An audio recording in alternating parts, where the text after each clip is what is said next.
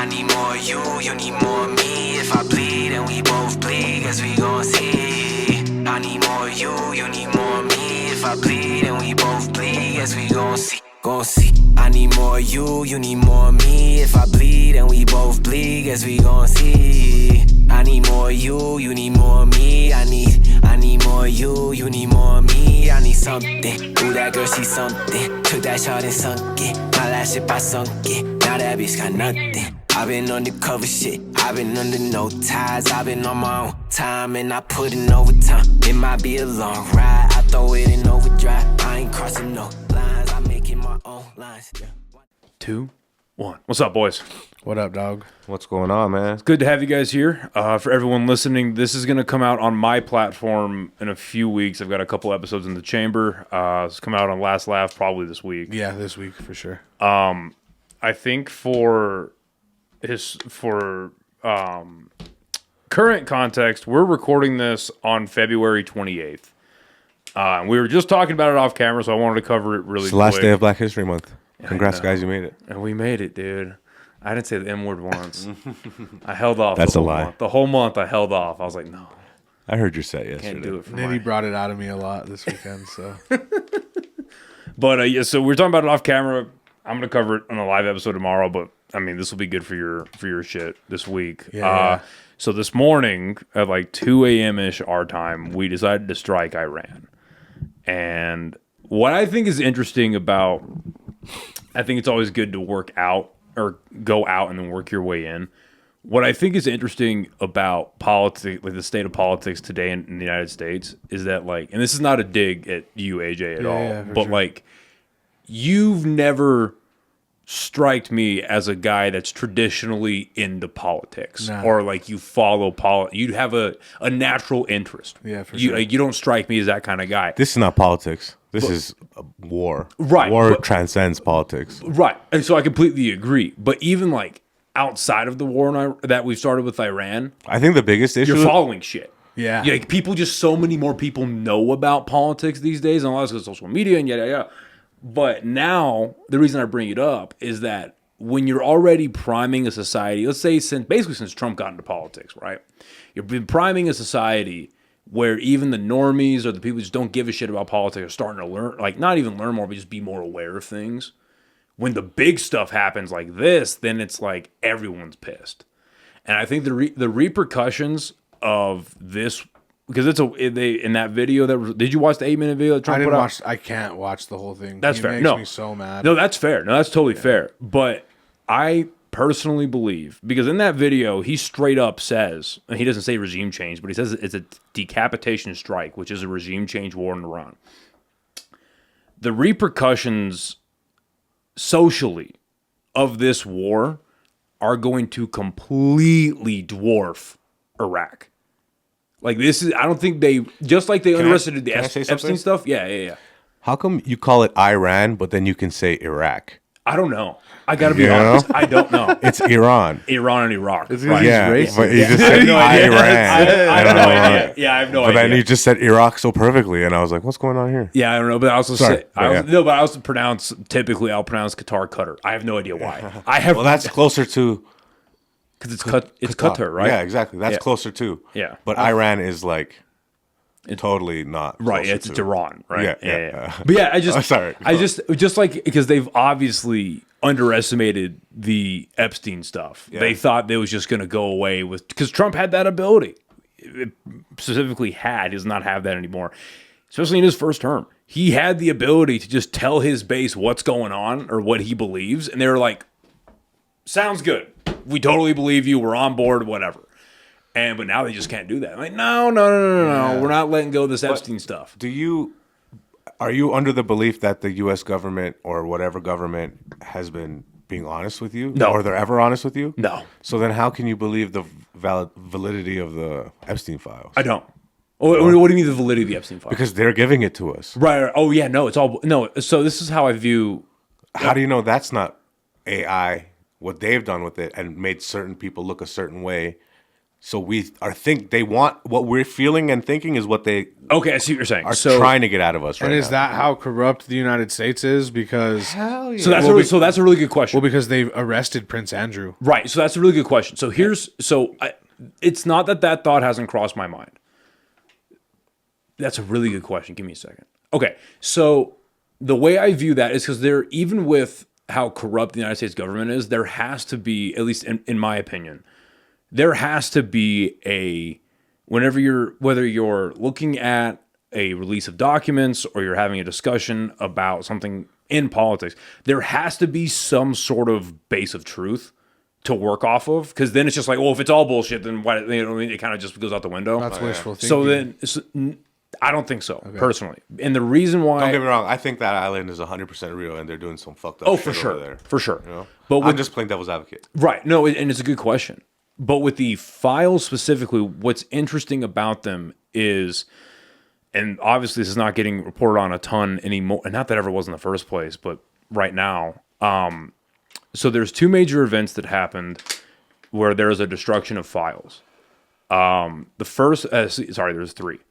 The first one was in 2007 when the initial Epstein arrest happened.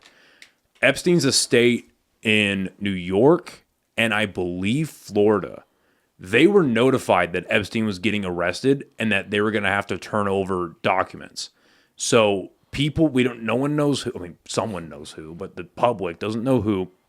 But people within Epstein's estate destroyed documents in 2007. It's like that SpongeBob episode in his head where they're Pretty just much. burning Yeah, everything. pretty much. And then in 2000, when did the Pizzagate thing happen? Like 16, right? 16. Like 16, 17.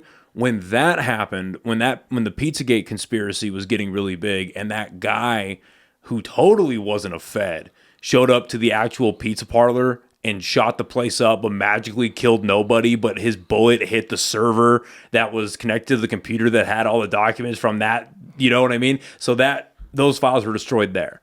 Then when Epstein gets arrested again in 2018, the estates were notified again that, hey, he's getting arrested. We're going to need to turn over some documents, and more things were destroyed, right? So you have three major events where incredibly incriminating evidence was destroyed. And I believe personally, especially in 2018, because the natural question to ask, at least in my opinion, is, well, if we're looking for incriminating evidence, we know now, without a shadow of a doubt, we know that the Epstein estate in both, well, it's safe to assume all of them in New York, Florida, New Mexico, and the island had tons of hidden cameras, right? And they were probably all bugged with microphones. We know that without a shadow of a doubt. You would think that the incriminating evidence is going to be the video footage. Like, if we have video, like, obviously that shouldn't be released to the public because nobody wants to see, CP. But, like, if you have video evidence of these, heads of state, billionaires, scientists, people that own corporations, sexually assaulting minors, well, then there you go. Why do we need emails? Like, we have it on video. So, but I think the vast majority of that has been destroyed. But then to your point, like to your question about how do you not believe that it's AI or what's fake, it's what makes me believe that the files that they're releasing, the vast majority are real. There are definitely some red herrings in there that aren't even fake files themselves. They're just like, why are they in there, right? Like a great example is, so in New Mexico a few years ago, there was a horrific murder of Victoria Martin. Yeah. Right. And what's interesting about that, we can get into it later, but it's not really important to Epstein itself. But because that case may or may not have dealt with trafficking and CP, that was included in the Epstein drop, right? It has nothing to do with it on its face, but because it has the same subject, it gets put in there. So it's like a possible red herring. Mm-hmm. But what leads me to believe that the vast majority of it is legit is the amount of illegal redactions that were in there. And then the people that are really doing their homework on this, that are like, their whole lives are like, guerrilla journalism, and they have YouTube accounts to make them money, blah, blah, blah. So they can spend their whole day doing this kind of stuff. They're tracking what the DOJ has been uploading and re-up and deleting from the DOJ's website. It's like, oh, okay, well, they got rid of this, but they took away this, and blah, blah, blah. So that's what leads me to believe that the vast majority of it's real. But it's a fair way to think about it. It's not only all that trafficking and Yeah, I'll help you out. all that trafficking and evil kid shit and all that blood stuff. It's also in the emails.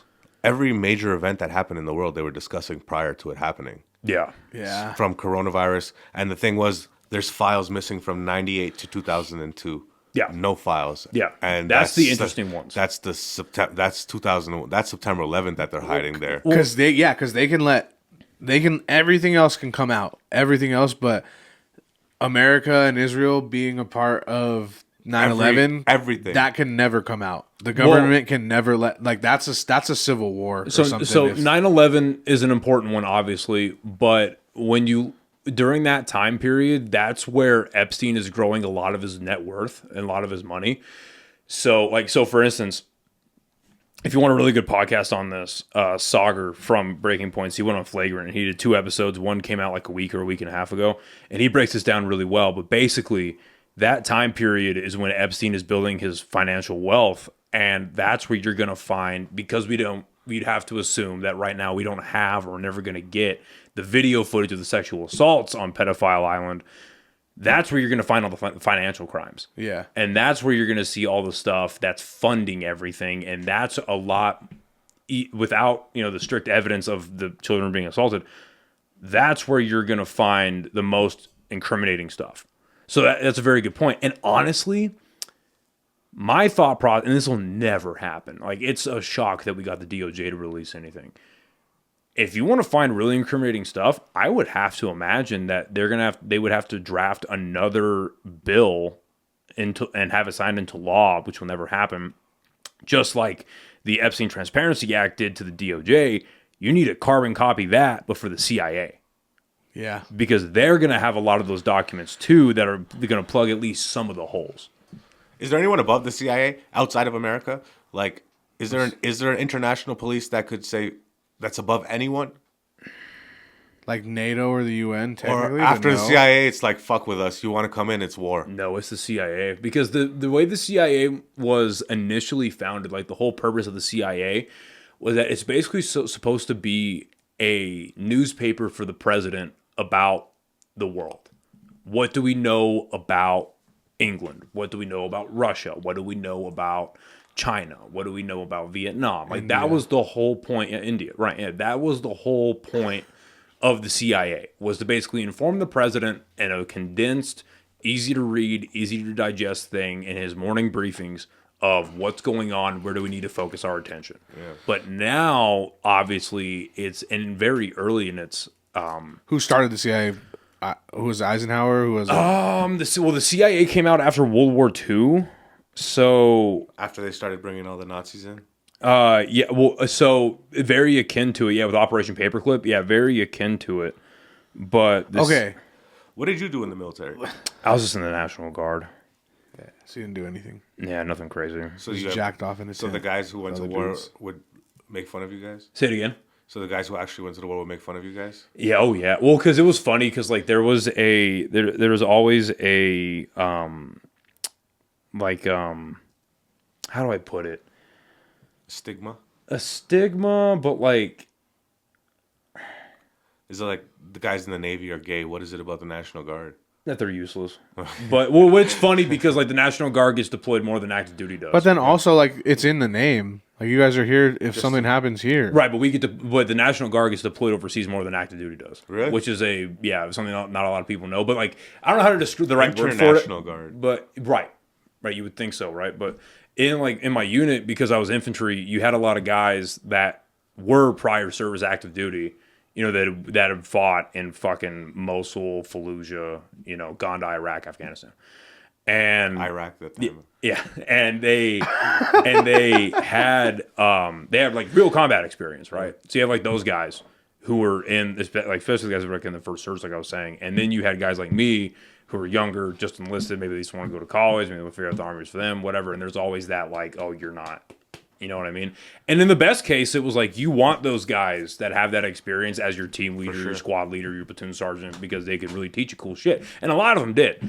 But then you had a few of them that were just like, fuck you, you never went through it, blah, blah, blah. And it's like, okay. You'll never be one of us. Right. And like on the one hand, it's like, okay, I kind of get it because you've experienced things that I legitimately could not imagine, quite frankly. I mean, at the time I wanted to experience it, but looking back on it, I'm like, I never want to go through that. Like, that's horrible. They say hoorah, I say hooray. Hooray, I didn't go to war. That's funny.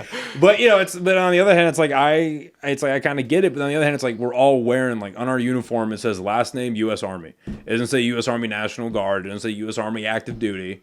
Like, bug off. You know what I mean? Like, so fuck the National Guard. No, I'm just kidding. But this I can't let this thought slip my mind because I am a little bit.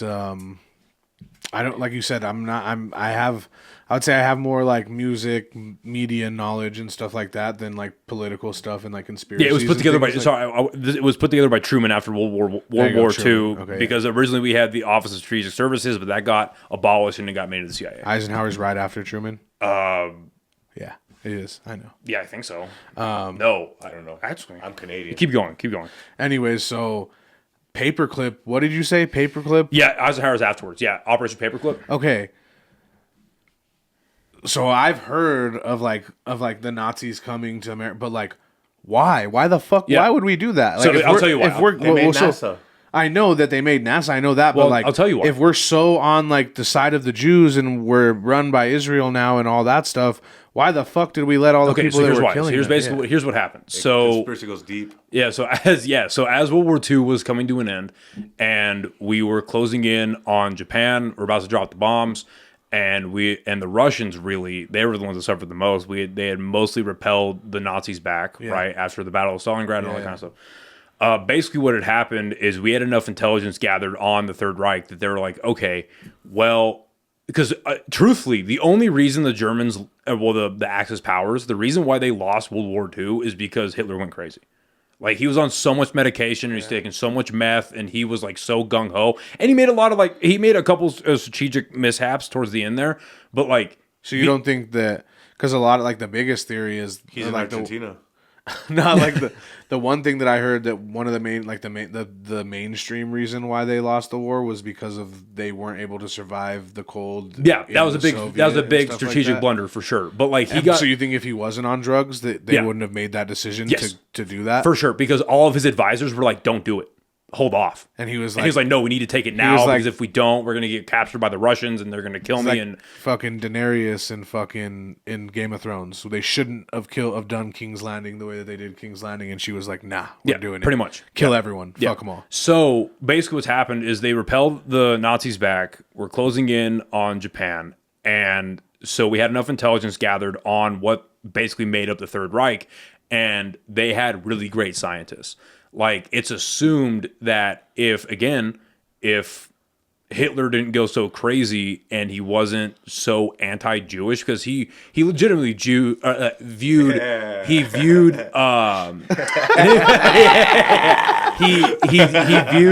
the creation of the nuclear bomb and atomic sciences. He viewed that as Jew science. Yeah. Right? I've heard that. Yeah. So Technically.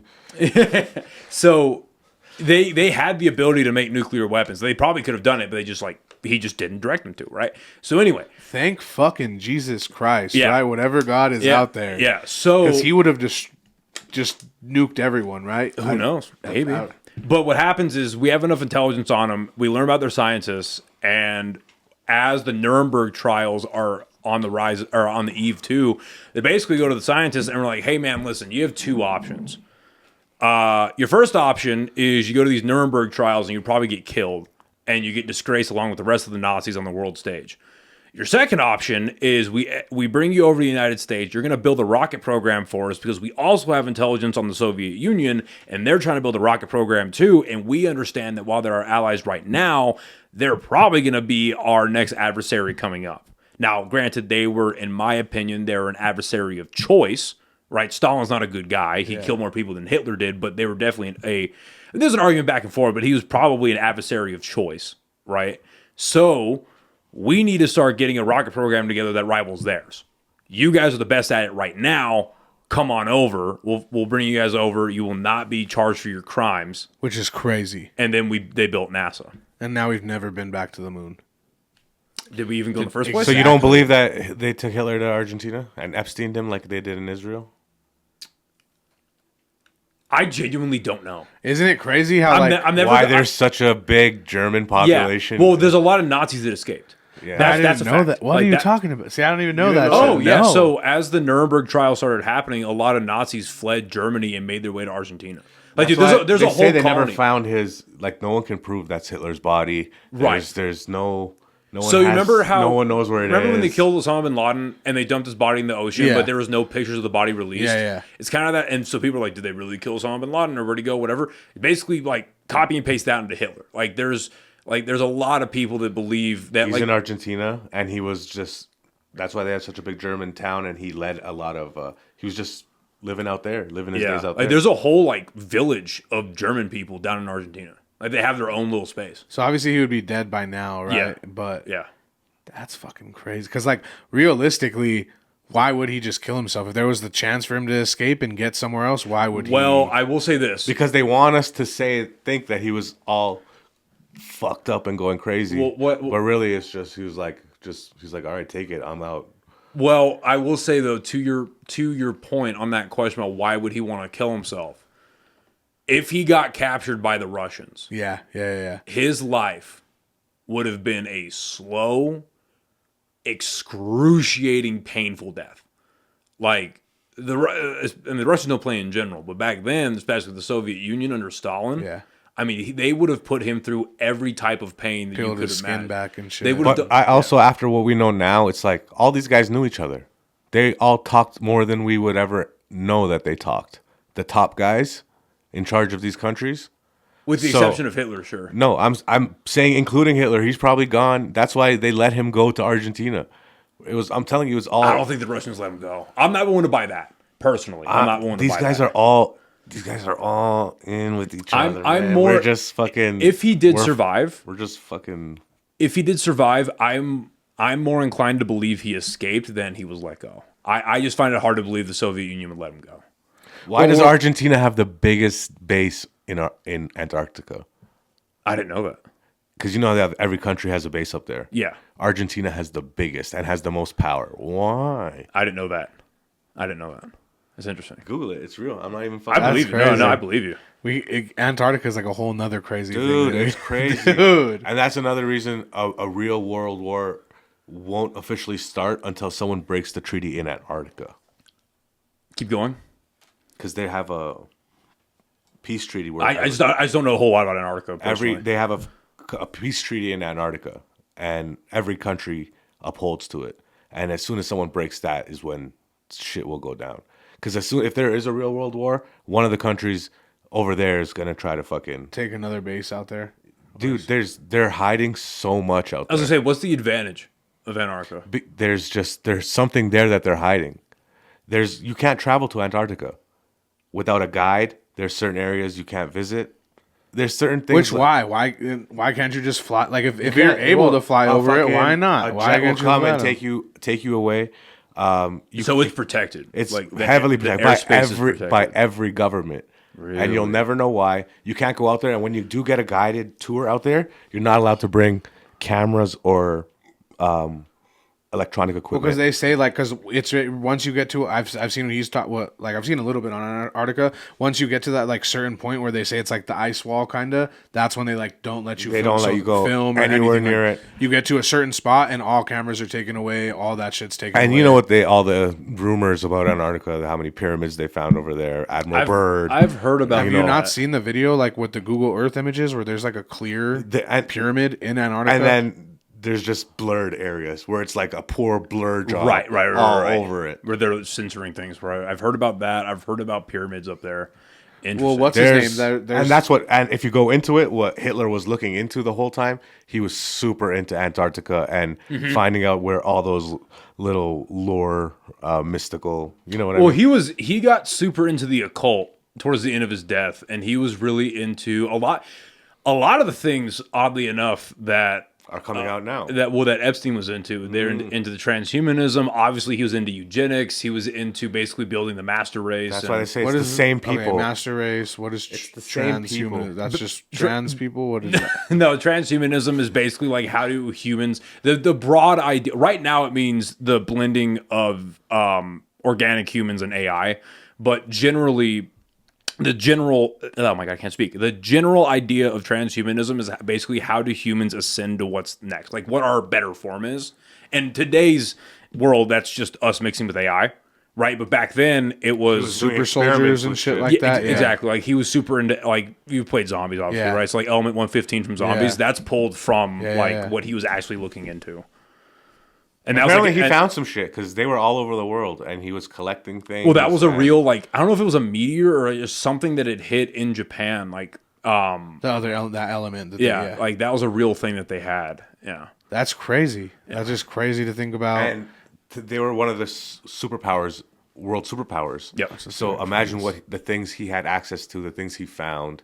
Yeah. You know, it's just like how the Vatican is hiding so many Oh, things. yeah. Right? It's the US government is doing the same. One of the conspiracies of them going into Iraq, one of the first places that got looted was the museum. And it wasn't Well, it was the museum in Saddam's palace. and it wasn't like they just they left all this artwork and all this shit. They went deep into the vaults and they took some shit that is from, you know, that Iraq was fucking protecting for a long time, you know? There's weird shit going on, man. yeah. I haven't thought about that in a while. the That's a really Antarctica good shit point. that he was talking about. So there's a sick ass video. I can't remember what it's called, but that's when I watched it.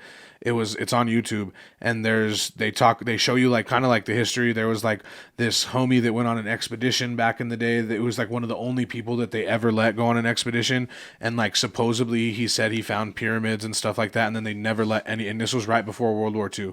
They never let anyone else go back out there again, like as far as he did, like publicly, you know. And then so this is like a peak in Antarctica.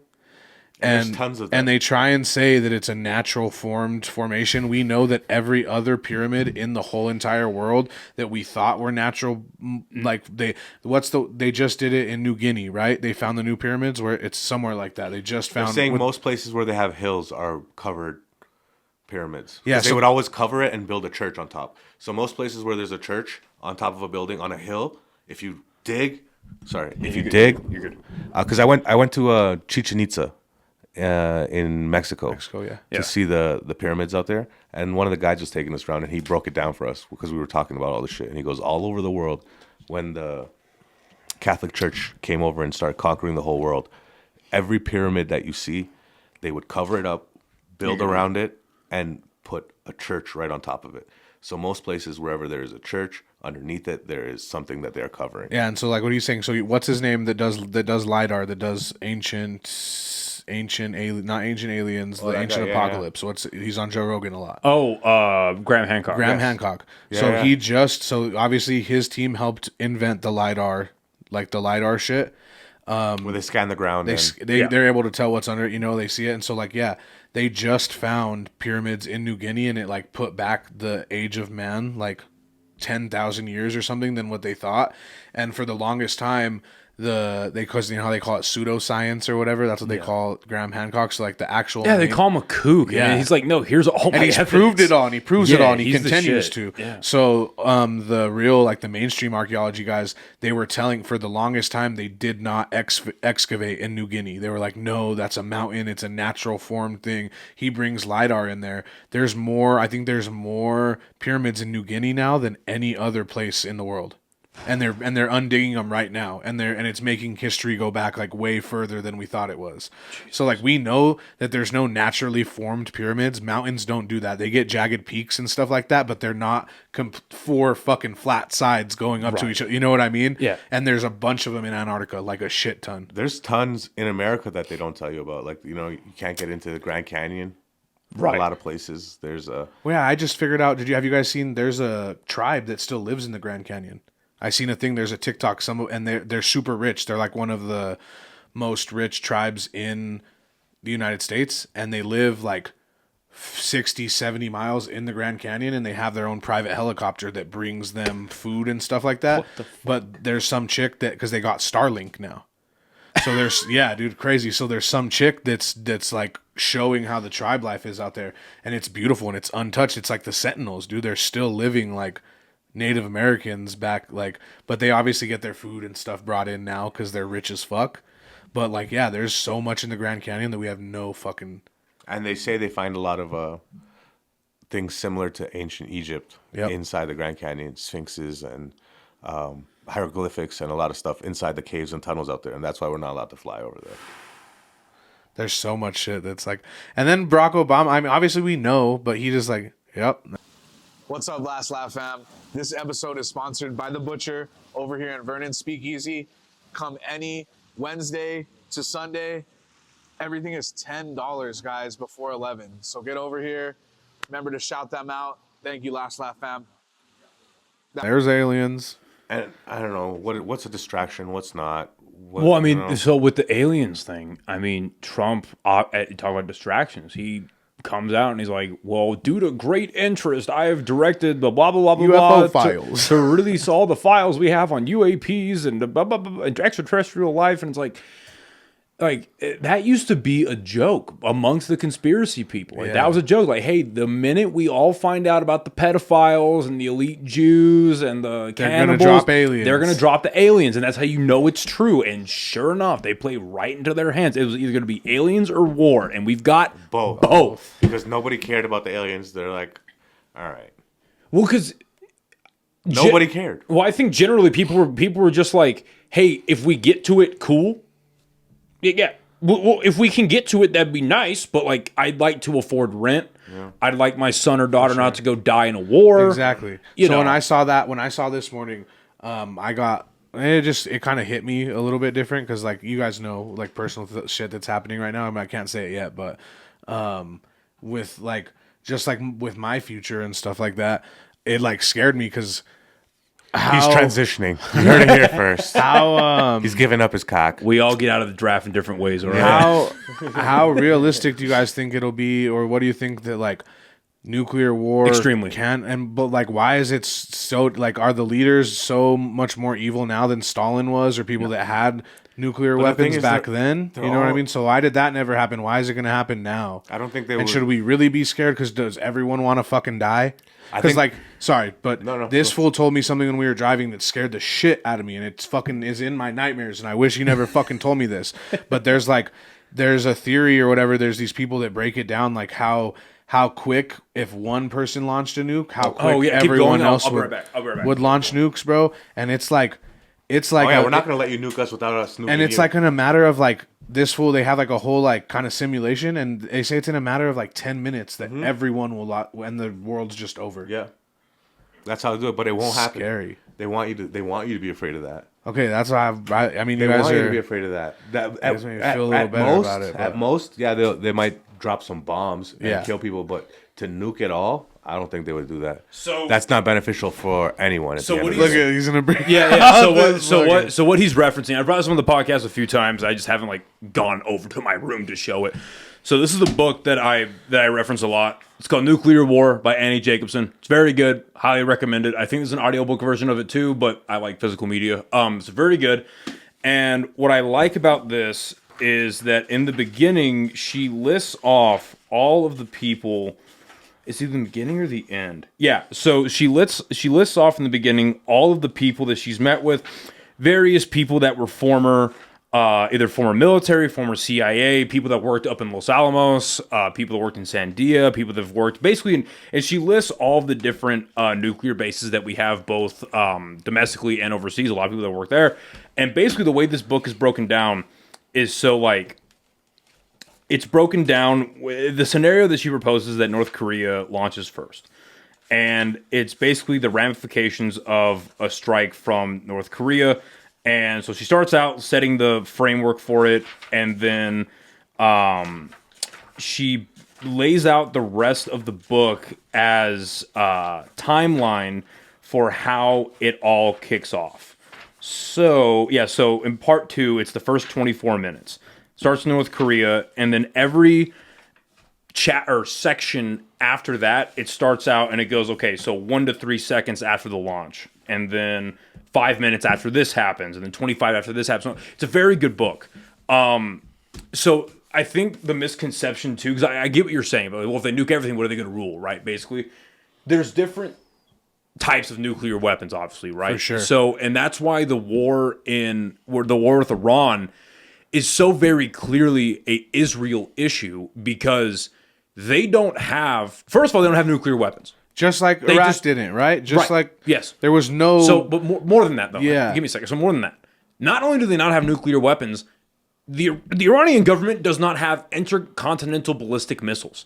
They only have continental ballistic missiles. Israel. To hit Israel and their surrounding countries. But who do they really have a problem? Yes, they have a weird partnership, but sure, they have some issues with the UAE and they have some issues with Saudi. Well, they bombed Jordan, right? Back this morning? Yes, so this morning, that's a good point. I was going to get to that, but it's a good point. So this morning, they bombed Qatar, Jordan, they bombed another country, and they bombed our naval base in Bahrain. Yeah. So, but my point is that they don't even have intercontinental ballistic missiles. They only have continental ballistic missiles, which is, a problem for Israel, not a problem for the U.S. They've been saying, and not just they, meaning the media and the Israeli media apparatus, Benjamin Netanyahu himself, Since 95. Since fucking 1995 has been saying that Iran, obviously the timeline changes, anywhere from a week to 3 months away from a nuclear weapon. Last year, when we had the 12-day war, where every neocon under the fucking planet, from Trump to Lindsey Graham to Mark Levin, were all saying it was a successive strike. We destroyed their nuclear... Why do we have to do it again then? Yeah, we'd set them back decades. This is just a 12-year war. You people are complaining. And of course, everyone from like the big political commentators to little guys like me are like, no, this shit isn't over yet. How do we know it's not over yet? Well, first of all, they're immediately giving themselves a mission accomplished statement, just like in 2004 in Iraq. They're immediately giving themselves the mission accomplished shit when it didn't happen.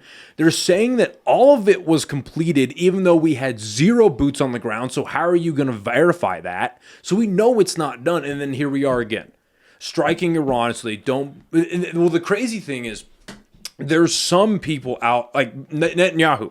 Netanyahu was out saying that they still have nuclear weapons and they're going to build a nuclear weapon and they're a week away. An article came out on CNN Tuesday about that, right? Then you have this morning, Donald Trump, he doesn't even mention the nuclear program. He mentioned nuclear program, he doesn't mention nuclear weapons.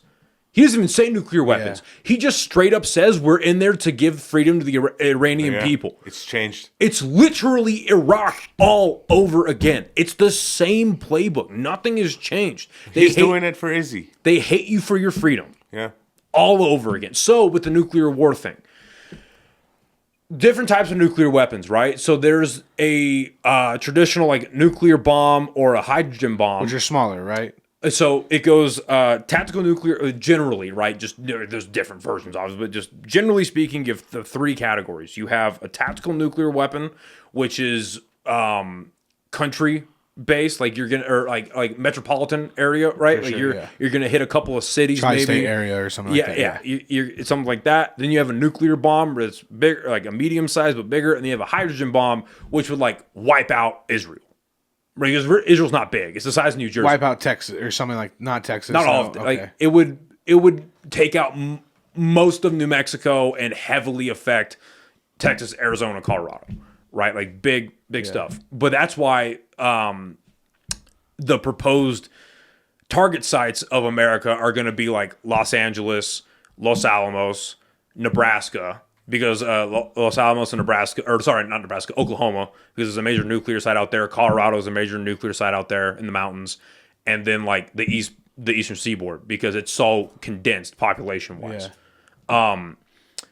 So there's different versions of what they can. So we hit need with. to move. And so, well, I mean, personally, dude, to Canada with this. It's not safe either. Well, yeah. Well, this is yes, but also this is a different conversation we can have later, maybe. But me personally, if the nukes fly, hit me in the blast. I don't want to live in a post-nuclear for sure. war. No, I feel you. Anyway, I feel you. Anyway, so So like when the unless I could be like Book of Eli. no, fuck that. No, like I could be Eli. Blind. Yeah, and the blind, swords and blind and shit. black. But like my so my whole thing is like I can't see, but my dick is big. I can feel it. so when the Ukrainian, like I remember I sat down with and he's totally bought and paid for by Israel now and he won't sit down with me anymore. But Who's this? one of our Mexico representatives, Jay Block, I sat down with him a few years ago on the podcast when he was running for governor. And he spent his entire career in the Air Force working with nuclear weapons, in and around nuclear weapons. He held nuclear launch codes for like a year and a half. And we did our podcast, we ended, but then his car was late. So we had like 20 minutes together to sit down and chat. And this is like maybe 3 weeks, if that, before Russia invaded Ukraine. And I was like, hey man, you're the guy to ask. I promise everything is off. Like, scale of 1 to 10, how realistic if Russia invades that nukes are on the table? How realistic? He was like, oh, it's very well possibility. He explained it a lot better than I ever could. But it's basically just like, yeah, they are on the table. And he brought up Iran and Israel. And he was like, listen, if that pops off, it's more than likely going to happen. So we were talking about earlier about there's a running theory that Iran has some footage of Donald Trump doing some naughty stuff and Israel has the same. So he's got to bomb Iran. He's making his podcast rounds right now. His name is John. I always fuck up his last name. It's John Curacao. Is he cool? Curacao. You like him? Yeah, he's good. Yeah, Right. I was gonna say fuck his last name. So but if you like him. he's a CIA whistleblower under the Bush administration into the Obama administration when he was one of the first major whistleblowers talking about the torture program that America had in the Middle East. And he let it, I don't know if to say he let it slip, but he's been talking about how his sources in the White House have been telling him that Trump has been very resistant to bombing Iran, which I mostly agree with, to be honest with you. I believe it. He's been resistant to doing that because he understands that not just his base, but the vast majority of America does not want war in the Middle East. We're hot off the GWAT war. We don't want that again. Yeah. What's the GWAT war? Global war on terror. Oh. So we're hot off that. Bankrupt the That country. sounds so racist. I don't know. The GWATs? GWAT. Goddamn GWATs. So, Go back to your country. but then Netanyahu basically pressured Trump before we hit Iran last year. Basically went to him and said, hey, listen, man, either you guys take out a nuclear program and you hit them for us, or we are going to hit them with a tactical nuke. Do what you want. Yeah. I believe that more than I do the Epstein angle. For sure. That's a lot more realistic to me. sure, that Now, makes both sense. could be very Yeah. true. Like, I'm never going to say no to anything anymore. They but both are true. But I think the nuke One of them holds more weight than the other, though. I don't. You don't think that they're taking people out and replacing them with copies of themselves, like Ghislaine? You Dude, the Joe Biden thing you were talking about. the Ghislaine thing. I don't know. so many, The, dude. the pictures of her now Are weird. sketch. And then now she's just like, Is it also, my girlfriend was saying, because your Botox dissolves after a while, like after Well, so that was 2-3 years or something, your Botox dissolves. So you have to, that's why girls always get Botox. Well, that's and, what I was lip going to ask filler about and too. stuff Is like, that. what is in general the like.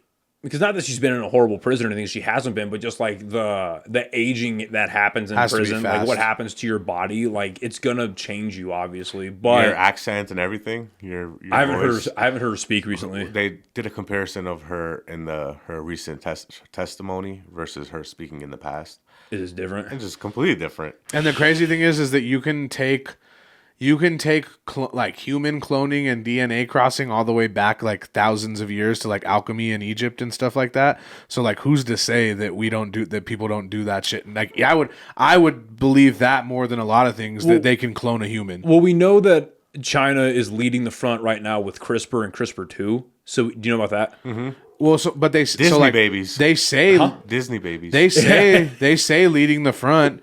But like, how do we know that we're not already way So that's my ahead of point. it? Is like, You so know what I mean? we know public, like it's public information that they have that. Yeah. So then it's the theory of the unknown. It's like, Yeah. well, what do we don't know about? So I'm not opposed to anything. Dude, literally anything. When you no, posted, so I'm just saying. So it probably is the Epstein angle, but he's covered everything but that last piece. Like he's got rid of Ghislaine, he got rid of Epstein. So there's no one who can really say anything about him anymore. There's no pictures or proof of him, and the last bit of proof that there might be is what the people who started all this have. Do you think Iran? But here's my question. This is the only because I completely, honestly, with like 80 to 85% belief on the idea that Netanyahu went to Trump and said, if you don't hit him, we're going to use a nuke. I totally believe that happened, right? There's literally no reason to believe that didn't happen. My question about the Epstein theory is, what are is it more likely that Iran has those videos of Trump or they don't? I don't think it's. I think the videos of Trump and stuff, I think they have it, but I think it's more of a release of like the stuff we were talking about. We'll give you the actual information of how you guys have been behind everything that's happened. Right, like the financial stuff. Yeah, it goes back to like fucking JFK type shit, man. We'll give you guys all of the information. But does Israel have that or does Iran have that? Israel has Israel, that. yeah, okay. I believe that. Oh, They have that 9/11 information that they're withholding because they know once the American public truly knows what happened on 9/11, that's the thing that'll flip the switch. That's what I was saying. Yeah. Everything else can make people think about, Exactly. should we get up and take to the streets?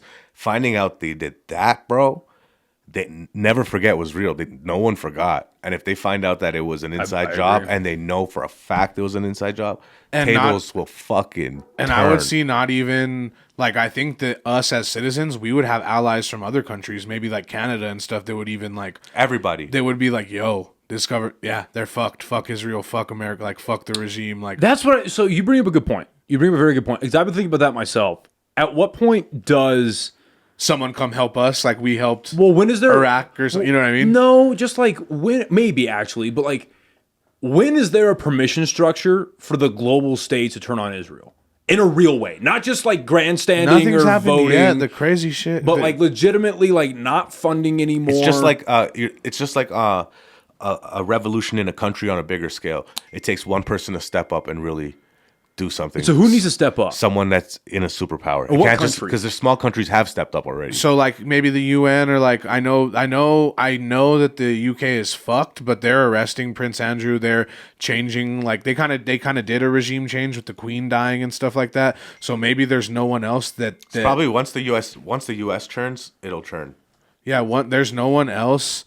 I don't feel like since they arrested Prince Andrew, he was in a lot of power when Epstein was in his thing. You know what I mean? Like doing at the peak of his game. Yeah. Prince Andrew still had pull in the UK and all that stuff. And now that their family's kind of getting out of it and what's his name and the black chick, they're not fucking in it anymore. I think. Oh, Meghan Markle. Yeah, and maybe they they don't have any like maybe it's the first country that there wasn't leaders to protect them anymore, and that's why people are getting arrested. You know what I mean? So it needs to start with that. Like Bill Clinton needs to be arrested. Hillary Clinton needs to be arrested. Well, the crazy thing about Hillary Clinton is that she said under oath recently that she does not remember ever meeting Epstein, and there's pictures of them together. Killer. Bullshit. No, real shit. Sorry, bro. Sorry. No, real shit. Yeah. They said it. They're like, let's do it in front of cameras, in front of everybody. Yeah, we were talking about that last night. Yeah, and then yeah. what happened? What did they say? Nothing. I did nothing. Bro, Bill yeah. Clinton said if I saw anything, I would have shut it down so fast. Bill Clinton looks like this guy lied. Not bro. only did they wipe his memory or something, they're injecting him with potassium or something like that, but also there was like a gun held to his head on the other side of the camera while I was like, yo, Yeah. this guy looks scared. I didn't watch this public statement that he just put out like this morning he or looks yesterday. scared. But I saw an image of it and I was Yeah. like, yeah, that dude is he's I don't know, dude. But that's a very good point. It's not gonna flip until like you said, we get someone like we need someone like fuck the New Mexico politics, but like how like Bregman right now as the DA and stuff, like he's a little, they're all questionable. I'm not on anyone's side, but like someone that's standing up like fuck ICE, you guys aren't doing that here. I know that's like on small scale and stuff like that, but like it has to be someone who is there, because like there's no like real like Captain America figure. We were talking about it. Like there's no polarizing figures. Well, you said they sat down with The Rock and he was like, fuck no. But you we know also what? don't want The Rock as our There's guys in America that are probably fighting to be that figure, but the media works so hard for us to never know A who good they example of that in Florida is James Fishback. are. I have no idea who that is, but So- that's what I'm saying. So when the tides do turn, it'll be a guy that we don't know that came out of nowhere. Yeah, so James Fishback is running right now for governor of Florida, and out the gate, and he's been doing really well on social media. Out the gate, his whole thing is like, listen, the state of Florida every year gives is either $380 or $280 million a year to Israel. That's not fucking happening anymore. We're divesting, and I'm actually going to try to. Now, obviously, he's not going to be able to bill him back in real life, but he's like, I'm going to fucking send an invoice, get that money back. First of all, he's like, second of all, we're going to like get all that. We're going to stop spending that money, and then we're going to invest all that money into young couples, and the amount of kids you have, that's going to be a bigger tax break, and it's going to go towards you owning a home for the first time. So we're going to do that. And he's doing all of these super, like, I wouldn't even say, like, traditionally conservative, sure, but it's super, like, a pro-America angle. Take care of your kids first. That it just helps everyone that for lives in the sure. state of Florida. So that's your first guy that comes to mind that's getting suppressed. This because he's running against Byron Donald, who is a incredibly APAC invested And person. what's his name? DeSantis or whatever. He's done. No. He's not. He can't run again, right? I don't think he can run again, but also even if he was great on everything, which he isn't really, Yeah. he did really good during COVID. Like that's the thing that he's great on just was kept it COVID. open. But he like his political moment's done, and he's also just like he's just not the guy. But sure. because the issue the Republicans have right now amongst the many is that they are all attached, every single one of them on the federal level, in one way or another, they are all attached to either the Epstein cover-up or now the Iran war, with the exception of Thomas Massey and Rand Paul. Now, Rand Paul is never going to be president. That's just not going to happen. He kind of ruined that for himself just by being himself. He was too early on. Like if he started if he was prime in his political career right now, there might be a conversation. But he's just not the guy. Thomas Massey, on the other hand, with the amount of saber rattling he's been doing around the Epstein files and heading that bill with Ro Khanna, he's the only dude on the federal level in the Republican Party that is not affected by the Epstein stuff, that has been consistently anti-war. He's been consistently against government spending. So he has his track record, and a lot of people know about him, and more people learn about him. What about the Ro Khanna guy? So that's exactly what I was going to get to. Even I know about that guy. Yeah. So then you look at the Democratic Party. Now the issue that the Democrats have, I was looking at polling about 5 months ago, when it was right after we had hit, maybe it was more than 7 months ago now. After we had hit Iran, that's when Trump's numbers really started tanking. Like there were some issues around ICE and there's some issues around the economy, but the big thing was us hitting Iran, and that started tanking his numbers, and then the Epstein stuff started compiling, right? Even though, it's traditionally, and it makes sense, when the party that's in power, when their numbers start going down, generally the populace is like, well, we got to go back to the other guys, right? We got to go back to whoever's not in power. So their numbers start to creep up a little bit. The issue Democrats have right now is that while Trump's numbers are tanking, their numbers are staying low. So the vast majority of people, now how much do you trust polls? Who knows? For sure. Again, if we're going off of a base of understanding here, the general American public, which I'd have to agree with, personally, I agree this is probably the case. They don't love what the Republicans are doing. A lot of them hate it.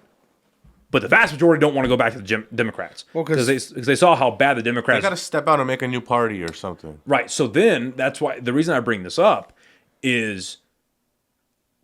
If I were to wave a magic wand and create a presidential ticket that might work, it's Thomas Massey and Ro Khanna. That's your best bet. And I don't agree with the things that I've learned about Ro Khanna and his policy, his policy leanings and his views on things. I don't agree with most of what he's into. He's a representative out of California. Not a huge fan of him, For sure. with the exception of I agree with some of what he says about universal healthcare and the Epstein files. And my whole thing is like, He's working with the Republicans to... he's working with Thomas Massey. That's the important distinction. Yeah. They had to force Congress to vote on that bill. It was at like DC time. It was like 10:30, 10:45. Made it to the president's desk, and Trump signs it at like 12:15 in the morning. Right? So, and they had to force that vote. And that's one of the only, I think that's the only vote that happened where it was like 426 to 1 or some shit. That was some fucking guy in Nevada. But if you get, because just like Thomas Massey's stock is rising, Ro Khanna's is the same way. So if you throw them on a ticket together, now, what party do they run on? Do they run independently? Who knows? It's just, But that's really your only option at this point because the Republicans have nobody. There's just nobody. Like, sorry, they've ruined the, like, J.D. Vance is not going to be president. No way. Marco Rubio was never going to be president, especially now. And then Tulsi Gabbard ruined her chances too. I don't see a Republican candidate being our next president. It's not going to happen. Yeah. And then you look at the Democrat side, AOC, even though she's trying to move herself a little more center, she's way too left for most of this country. Yeah. So she's never going to do it. Gavin Newsom has the problem of California. He's never going to be it. I used to like laugh at it, but now that I've been thinking about it a little bit more, on the Democratic side, I can't believe I'm going to say this, Stephen A. Smith might be their best option. Dude, that's what I was telling you when I called you the other day. Yeah, and I told you to go fuck yourself. I was like, Yeah. there's no way. But like, who else on the Democratic Party? Because the Democratic Party right now is ran, there's a camp that's Obama, and you have a camp that's the Clinton camp. The Clinton camp is dying. The Obama camp is failing. Now, I know there's not a huge difference between dying and Shout out failing. Big Mike. But like, they can't run Michelle Obama. That window already cleared. Their window for that was this last election. So that window's done. They would have won if they would have. I think if they would have ran her, I think they might But have won. who would you run her with? That's the issue. She can't be president. She'd be a VP. Real shit. No, real shit. Let's Yeah. just be honest. Like, let's be perfectly honest here. You don't think that she would run as No, She wouldn't win. She just would not win. I had just from a lot of like the people that I hang out around with and stuff like that, and like the stuff that I see in 2020, what was it 2024? A lot of people wanted her to run. Like that was like such like all Yeah, the they did. all the Democrats. Well, and, like, If I was her and I won, I'd whip out my dick. Just at the inaugural address. Oh, hey, Republicans, by the way. told y'all motherfuckers. Mike. Big Mike is president. She puts on a fucking cut. But she wouldn't have won. I personally, and I don't even think it's a race thing or like a gender thing. For sure. Well, so I think it's more of a gender thing than it is a race thing. But I think that she just doesn't have. Think about what they did with her. Now, granted, the first lady isn't a real position, let's be honest, but it's a position. Yeah. What did they do with her when she was? Because you need to juxtapose on the Democratic Party side of things.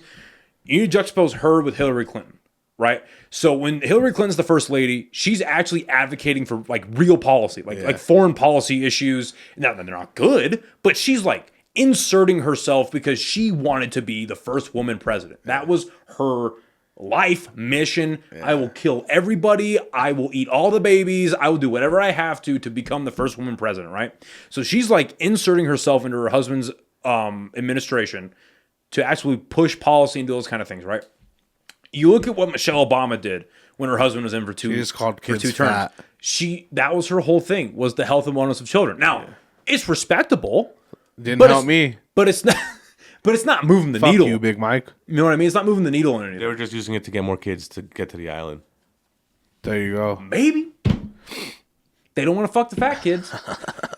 But you see what I'm saying? Like, there's nothing. Easier to smuggle. There's skinny nothing ones. there for her. It just puts them in a position to be around kids. Yeah, you could fit more into a shipping container. Okay, you can't fit a ton of fatties in there, but you get a lot of those. Skinny So okay, kids in so there. you're saying, like you said, we need like a different party or independent. The last independent president to win was Teddy Roosevelt in 1902 or something like that, Well, it's right? not that early, but was he independent? Yeah, Teddy Roosevelt was independent. He was the last one. To I feel like he was. Yeah, but I don't remember when he won. But It has to be in such turmoil that someone yeah, it pops was up and 19. is like, it was yo, like 1902, 1900. I'll be I think. perfectly honest. Like, I think that an independent candidate doesn't pop up until we have some sort of revolution. Mm-hmm. Like real shit. Like the two-party system needs to die. But the two guys you were just talking about, if they were to run, their smartest bet would to be independent, right? Well, that's their only way that's the only way they could do it and still own some legitimacy. Yeah. Unless they just Because you can't sell out to the other party as the other exactly. guy, right? Unless they absolutely, because we were on that ride up to Taos, I was basically explaining about how we're never going to have another Trump in the way that someone that captures the culture, like that. polarizing like that. You're never going to have somebody like that unless they manage. They choose Republican, Democrat, whatever party, and they manage to just do this stellar knock out like what your country can do for you level speech that JFK had, where they both come out and they're like, this is why we decided this party. We will be taking no money. Unless they manage to do something like that, and most people see it, which isn't, feasible.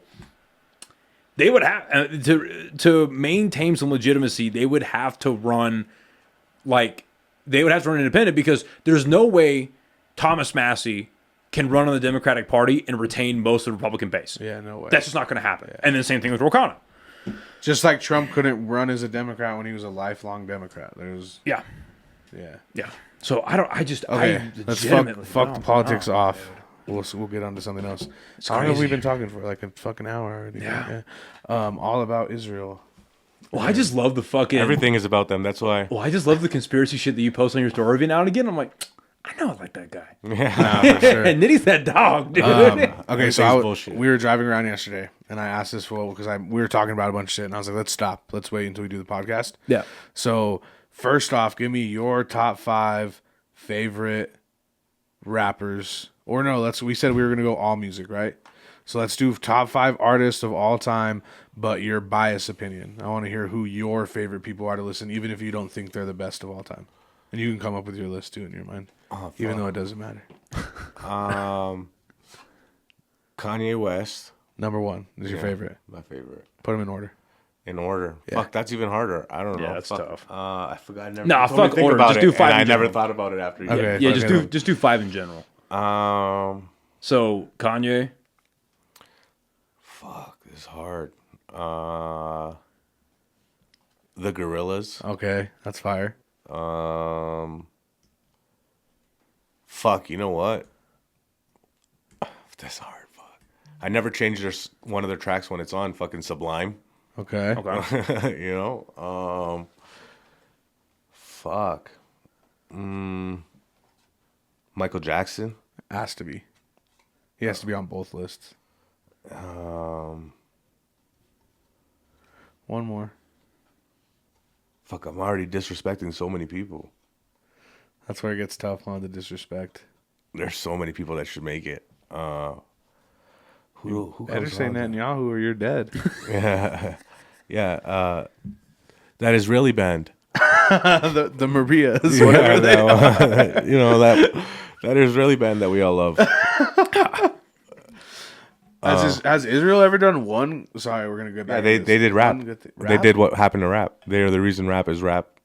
Oh, the whole JC shit, the Jay-Z thing. Yeah. It goes into America and them owning CIA and the CIA ruining rap. That's actually a real thing. What it is, right. Yeah, that's actually a real young thing. mind. It goes fucking deep. Is that the same era as MK Ultra? They're in everything, and you could talk about any subject. It's in education. It's in everything. I'm sorry, I misspoke. Not the same era as MK Ultra. It's the same era as the Iran Contra. Yeah, no, it's the NWA shit. Me and you talked about. Remember, I talked to you about that one time with the MK Ultra stuff. How so like if you look at like all the people that led the movement that were technically hippies in the 70s, because remember at first when they were first protesting the Vietnam War, it's people in suits, it's college students, it's these people saying no, you know what I mean? And so they say that like what's his name, James Morrison, is that the lead singer of the Doors? Mm-hmm. James Morrison. Who else did I say? Stevie Nicks.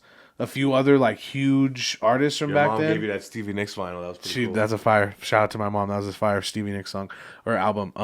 But they link it, dude. All of their parents back then, like the ones of these hippie bands, are all like high military ranking officials that were like at the lead front of the Vietnam War and stuff like that. So they made these like hippies and these people that they would say Charles Manson would listen to and stuff like that. They made them the ones that got famous so that they could say that like, look, the hippies are the ones that are protesting the Vietnam War. Like, and how most of the fucks, most of the civil, or actually all of the civil rights activists at the time were Freemasons. Yeah.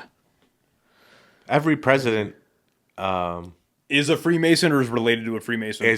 They're all related in a certain way except for one.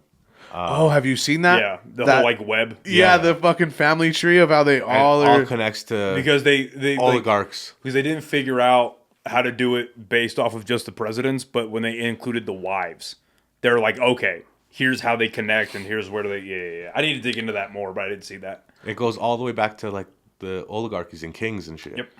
Yeah, I mean, well, Because they never, that shit never, they tell us we don't have kings anymore, but it's just consolidated power. Yeah. Hillary Clinton Dressed up. Hillary Clinton's family is like one of the like came across on the Mayflower or some shit, right? They say like some Oh, I'm gonna be surprised. like she goes deep back. Like her family's like an original like a Vanderbilt or one of the original like families in the United States. What are they up to? What are you guys doing? What are your top 5? Okay, so top 5, I'm gonna go Drake. Pedo. Fuck you, dude. A minor. No, dude, you're from Toronto. I Don't know. do that, Still fool. the man. Don't do that. He's our pedo. Next, this fool's gonna get jumped next time he goes back to Toronto because I know Drake watches my podcast. So I'm gonna go Drake. Number 2, let's see, my favorite, Zach Bryan. That's actually valid. And remember, this is my biased opinion, because I have like an unbiased top 5 of people that you have to say because In the world? you have to respect like what they've done musically, you know. So I'm gonna go Drake. I'm gonna go Zach Bryan. I'm gonna go Michael Jackson. I'm gonna go Kanye, 50 Cent. I haven't given you my 5th yet. Uh-uh. I don't know who my 5th is. This is Avenged Sevenfold, Metallica, Nah, Ice Nine Kills. no, they're not even my top 5. So if I had to like top just favorites, Yeah. no specific order. Avenged. Avenged. Green Day. Green Day. Run the Jewels. Run the Jewels. He put me on to Run the Jewels. so good. Kanye. Immortal Technique. Bush knocked down the tower. It's like there's so many that should be number 5. Like I'm cool with saying Eminem. His name was William. That's your favorite song by Immortal Technique. I'm perfectly Dances with the Devil. Dances with the Devil. That was a fucking crazy song. like I'm perfectly fine saying Eminem. I'm perfectly fine saying like the Rolling Stones. The Beatles. That's Michael, my 5th. like Michael Jackson. I'm cool with that. Like there's so many that in that There's that two- round that out. But okay, so let's also the craziest thing: the best rock bands come from the UK. Absolutely, the Beatles, the Rolling Stones, Pink Sabbath. Floyd, Black Sabbath. Sabbath's my 5th. Sabbath is my 5th. Yeah. War Pigs. What a good song, man. Black Sabbath. Sabbath. Who else is from? I mean, Oasis, the Beatles. They're Oasis is UK? Yes, I didn't know They're that. hard. They were like the second coming of the Beatles. That was like their like that's know their that. thing. Yeah, the best bands are from the United Kingdom. I mean, we have good, but like you get into American rock and it's all cocaine rock. It's fucking Metallica. It's fucking Motley Crue. It's Yeah. I mean the best. I think the best American rock band, classic rock band of all time is Leonard Skinner. That's just like Freebird's a crazy What a song. good song. Simple Man's a crazy song. Canada gave you guys Rush. True. Yeah, and Wolverine. I don't know if I can argue against Leonard Skinner as far as classic rock goes. Who I mean, Tom Petty and the Heartbreakers. They're up there. They have like a really good, solid, like their greatest hits. But You guys got Bruce. true, Bruce Springsteen. I don't give a fuck about Springsteen that much. I gotta He be just honest with hates you. him because he hates Ice. No, I just don't care about Springsteen. It never got me. I was never just like, I mean, Billy Joel. That's Oh a yeah, little- we were me and him were listening to. I never even fuck about Billy Joel either. He's got a couple of Dude, good have songs. you heard but- Vienna? The song Vienna. Probably. Dude, I was fucking this chick had me in a trance at fucking karaoke singing it, and I'd never heard that song before. And so I go and play it in my car, and I'm like, yo, this is a good fucking song. I'm not dude. like What I'm not the not fuck? acknowledging how talented. Yeah, for but sure. it just never got. I mean, Bob Dylan is the same for me. People say that's Same. Man, I think that fool sucks, dude. He says the N word way too much back in his songs back in the day. First of all, It's cool. no, it's Give like him it's the- not I even give him, rap, as an bro. Indian guy, I give him the pass. His favorite rapper is Nav. No, definitely not. Shout out Nav though. Who the fuck is Nav? He's an Indian little guy brown from boy. Toronto. That's specific. Yeah. Yeah, I don't know. It's okay. Yeah, so we all get okay. So now let's go top. Let's. I guess let's see if we can consensus come up with a list of the top 5 best Overall musical artists. acts of all time. So Michael Jackson. Michael Michael number one, Jackson, right? the Beatles, Yeah, Drake. Michael Jackson is the okay. Now I'll take that back. I was gonna say he was the best performer. The best performer is Jamie Foxx, but the best musical artist is Michael Jackson. Like, there is just no one. We're talking about, like, I hate to compare to Trump, but like how Trump captured the political culture like that. Yes, the Beatles captured. No. The Beatles were a band Yeah. for 7 years. Yeah, That's it. Like, Beatles mania They did something crazy. is Yeah, for like sure, they're the for sure. reason that, like, you know what I mean. And then Sabbath after them, and you know, Pink Floyd. They had like a music revolution on their side of the psychedelic things, especially during the time that it came out. But like with Michael Jackson, he became the musical equivalent of the Superman S. You go anywhere and you show a little kid the Superman S, they know exactly what that is. Dude, and that's why when someone's like, Prince is better than Michael, I instantly want to sock them before Michael Jackson's even the rest of his name comes out of them. Yeah, no. Bro, because you'll listen to it, like listen to When Doves Cry or Purple Rain. It's all right. It's not even like I don't want to listen to that shit. I love those songs personally. Okay. On numbers alone, it's MJ, Beatles, and Drake. Yeah, they're the top. They're the top art selling artist, most touring artist, most charting artist, most. I mean, well, now Kendrick's won a bunch of Grammys, but Oh, come on. Kendrick just opened his mouth. You know what I mean? Like, Somebody hand him a Grammy. yeah, come on. Now. Yeah, so I don't know. I think and the Grammys nowadays too are so like diluted and The moment that I found out, I count the Grammys as guilty by association, even though I know next to nothing Yeah, about the Grammys. The moment that I found out, like last year or the year before last, that up until then, when they were reviewing movies for the Oscars, they didn't have to watch every movie. No. I was just like, I don't care anymore. Yeah. Now I don't care. and now they just changed it with like SAG and with the music unions and stuff that they're doing. Now it's peer-to-peer voting, but before, for the longest time, the Academy for music and movies was just a bunch of old white people. What do you mean peer-to-peer voting? Like, so now with the Grammys and with the Oscars, it's actors that vote and musicians that vote for who it's going to be now. So at least That's it's retarded. But No, it's that's better. dumb. No, I think that's better than. It's only been the last 2 years, but I think that that's better than a bunch of fucking Randoms. randoms. Letting the industry decide. But who's the arbiter of that shit? You know Who's what the I mean? arbiter of any shit? Yeah, Who's to exactly. say? Well, did you Why watch? do we judge art? Well, did you watch Warfare? Did you watch that movie? No. It's very good. It's by A24. It came out, I think, early last year. It's real quick. It's an hour and a half. It's about these Navy SEALs in the Battle of Fallujah, and the whole movie is they get stuck in a house and they're fighting their way out. Like, that's the whole movie. It's really good. The best part of that movie, in my opinion, is the sound design. Like, seeing that in the theater, it's pitch perfect. And it's made, like, it's directed by a guy who's actually, the guy who directed it, it's a firefight that he was in. And so, they knocked it out of the park with sound design. And I remember watching that and just thinking, like, it had come out last year. So I was like, if this movie doesn't at least get nominated for best sound design, then, like, what is anything anymore? Yeah. And they didn't get nominated. It's like, okay, yeah, we're done. We're done. Like, objectively. Like, you watch that movie, it's just pitch perfect. I kind of, and like, so obviously we all know I'm a Drake stan, whatever, I'll say it. But watching how the industry handled that and like how Jay-Z famously was only giving features to Drake for a while. Like he was only featured on Drake's albums for a while. And then all of a sudden he runs the Super Bowl thing and he gives Kendrick it and like the whole Super Bowl was all about Drake. You know what I mean? It was not like us. It was all of the disses, you know what I mean? Yeah.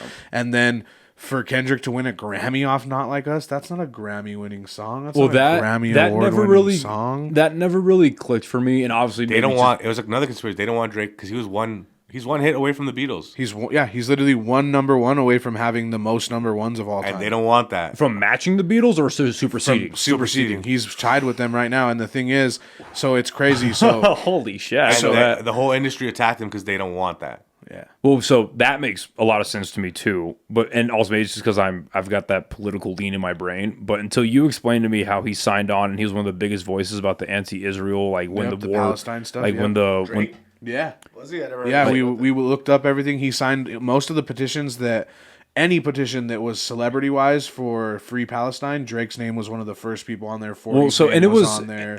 I forget the actual list that we looked at, but it was the usual suspects because it was across music. Or no, it was for music. Yeah. and it was the usual suspects on there that you would expect to like Springsteen, Like people they like that, they yeah. didn't even sign it. I'm sure their representatives did. Like they don't have a real view on anything. But Drake isn't very political. Never. But not only did he sign that, I saw him talking about it. I remember that. And so I have to have the music turn, or the industry turn him like that. I was like, okay, that So you makes know, a lot of did sense. you know? So if you deep dive into it, you can chat GBT that shit and everything, and it'll tell you that it's real. I was showing him when the beef. So when the beef first happened, I had him listen to every single song, and then we did a podcast and we talked about. And he like objected. All the songs were good. They went at each other and they fucking. There was bars, but when you break down the whole situation that happened, and he figures out, and then I start telling him about like. How it's like lies, and he set him up to do this and do this, and then we start talking about how the week before Like That dropped, Drake was asked to do, there's like some paperwork somewhere of something where he was asked to do a bar mitzvah in Israel for one of the military people, and he told him no. And then the next thing you know, the whole industry is after this fool. The whole entire industry, you know what I mean? I believe it. It's crazy how you said And he hangs everything's with- connected to it, dude. Everything is, and they literally, the reason why Americans are the way we are is because the media made us this way. We deal with propaganda everywhere we go. It's the most Nobody is advertised- immune to propaganda. It's the most advertised country in the world. As soon as you step out of your house, there's advertising. Look at this fool's room. It's all. Yeah. know? Yeah, for sure. No, it's And don't get me wrong, through it we've gotten some amazing art, Yeah. but some of the biggest things we like are they're fucking with us. They're literally in our subconscious. They're making us think a certain way. They're making us live a certain way.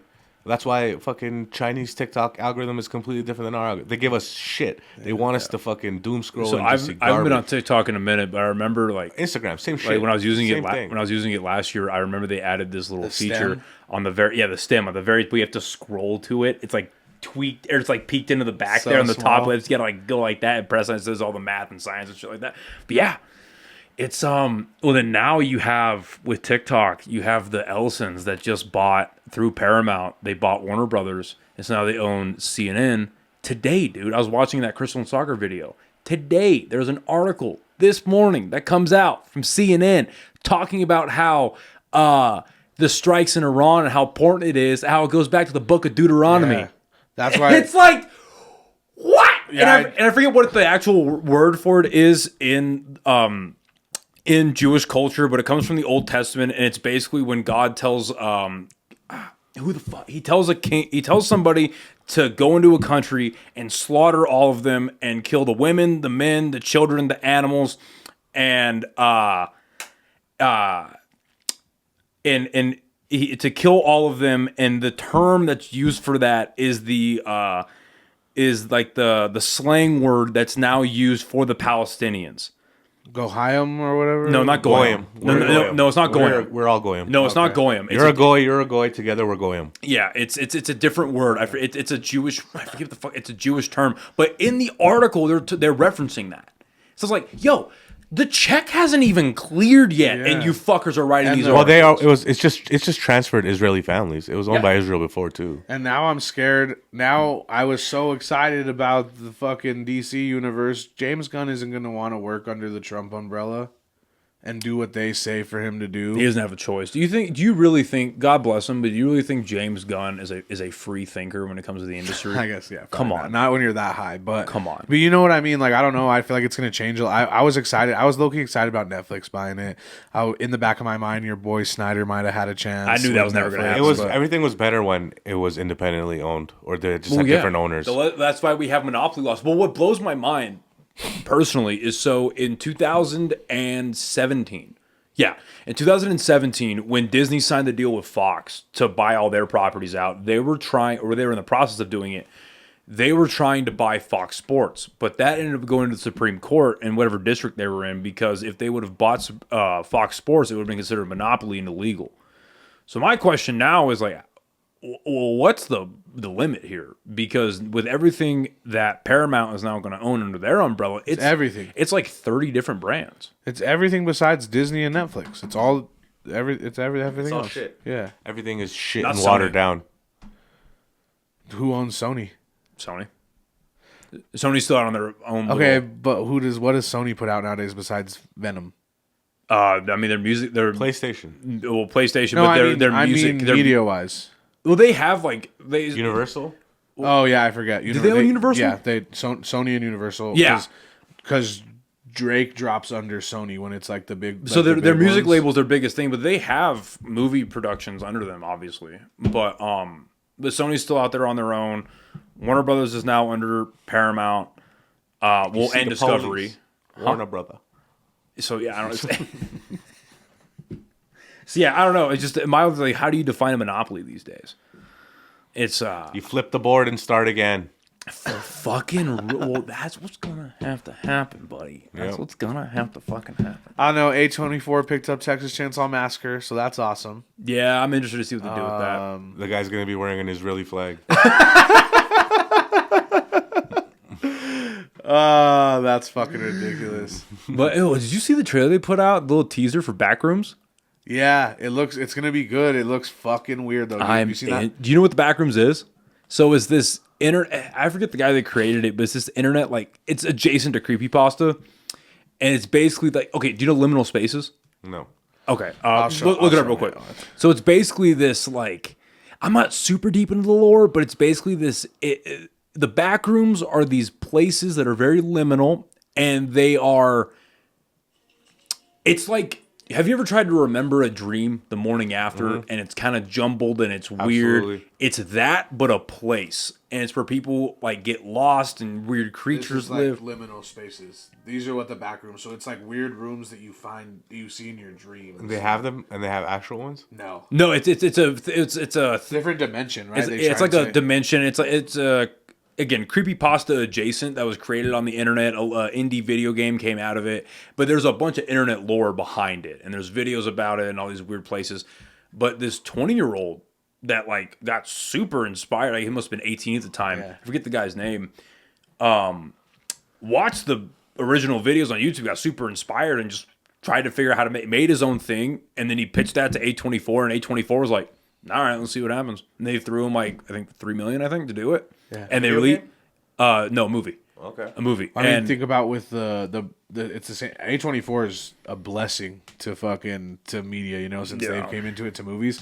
Because think about they did the same thing with the brothers that made Talk to Me, the Australian Yep. brothers. What were their name? Russos, maybe. no, the Russos are the Avengers Yeah, I know. guys. It's with an R. Or something Yeah, like I forget that. their name, but they were based out of like Sweden, right, or some shit No, like that. Australia. Like Australia. What is it called? Queensland, whatever in Australia. Yeah, they same thing. They had an idea for like a crazy run of movies, and they went to A24, pitched it, and yeah, they gave them like $3 million or something, and now they've made like 4 or 5 really, really good scary movies. Though with A24, they've made 2. 2? Okay. They've made 2. They've made Talk to Me and Bring Her Back. Fire. Personally, not for me, but people love them. Yeah. Yeah, they didn't grab me personally. I mean, you like Justice League. No, yeah, I do have better taste, but people love them. Like people fucking love those movies. And I mean, did you watch Bring Her Back? No, I've never. Very like I knew what it was gonna be like a third of the way into it. It's a interesting way of doing a possession thing. It's sketchy. But it's so like I'll give him credit for this. The acting is pretty decent, but the fucking gore effects, they're all practical, and the way that they execute some of the things in there is fucking it's disgusting. I'm not a big. That's not like my. It's not that like I could see it. It's just it always feels so fake to me and over the top that I'm not a big gore guy. You need to show him. I'll show him when we go back to my house. I'll show him. I like when first Paranormal Activity came out. Oh, dude. Okay. Yeah. That was good. I'll horror. shut about what I was about to say. The Paranormal Activity movies are all good, and if you watch them in the way, dude, yes, All of them? Watch them the way that they're meant to be watched in the actual, not in the release order. Watch them in the chronological order. The ghost dimension, buddy. Yes, bro, I like it. I mean, because what else? So for me, and I've talked to him about this too with movies with me, I think I'm a little less harsh than a lot of people are. Because like so with Superman, when Superman came out, everyone was shitting on it like shitty CGI. It looks fake. The fuck is it supposed to look like, bro? We don't know what a motherfucker flying through the city in a suit is supposed to look like. Well, in all fairness, that looked pretty great. Fuck that fool. And so, bro, they all looked good, bro. Even like I can't think of. I mean, Black Adam was horrible. That was horrible travesty. CGI. I mean, when you can tell something's clearly a cartoon, then it kind of gets horrible. The demon they had at the end was bad. Yeah, but what else? So what else are you supposed to do? So with the Paranormal Activity movies, I look at it like that. Like that's not gonna really happen. Well, I just That didn't. first one was a game changer, though. The first Yeah. one was phenomenal. Oh, yeah. The first one is like a legitimately good No, movie. I I remember great being in movie. the theaters and hearing people fucking. The second Yeah. one was Scream. the second and third one are okay, but just for me, it just got boring for me. Personally, it just got boring. And so I feel like like if the you, first Saw. It just got redundant after a while. See, but Saw, the difference with that for me is Saw leaned into how stupid it is, and sure. then kind of just like just pushed like the, Scream has in the But not last. the first one. The first one wasn't meant to be. That was No, like the true first Saw fucking is one people of up. one of the best horror movies ever made, and I'll stand on that. Like it is one of the best horror movies. Like the twist at the end with him being Yeah, alive, for sure. and just, No, it's good. But back to like Paranormal Activity. What's the one where they're in LA and it's? I think they're all in LA, but the one with the where- Mexicans. Yes, that one's scary. That one, like with the Bruja witch or whatever, and like they had the kids dead and the one next door. And For they don't me, even- the only good part of that movie is at the very end when the fucking like the cousin or whatever's got the shotgun. And Yeah. he's just running through. yeah, dude, no, it's sick. I mean, that's why you got. I feel like you got to look into it different when you watch those. And next time you do it, sit down with Danielle and watch them like from because the very last one is technically the first one. Right. It's about when the girls are kids, like how the grandma marries her off into the ghost that possesses them in the first movie. So it's about them when they're kids and shit like that. And yeah, it's crazy. I don't know. You just go through all of them and it's crazy. And then the one with the Mexicans is like kind of like a standalone kind of because it really doesn't have anything. But they all connect to that one chick because she ends up. There's only one movie that's after the first one. The rest of them are all before. Interesting.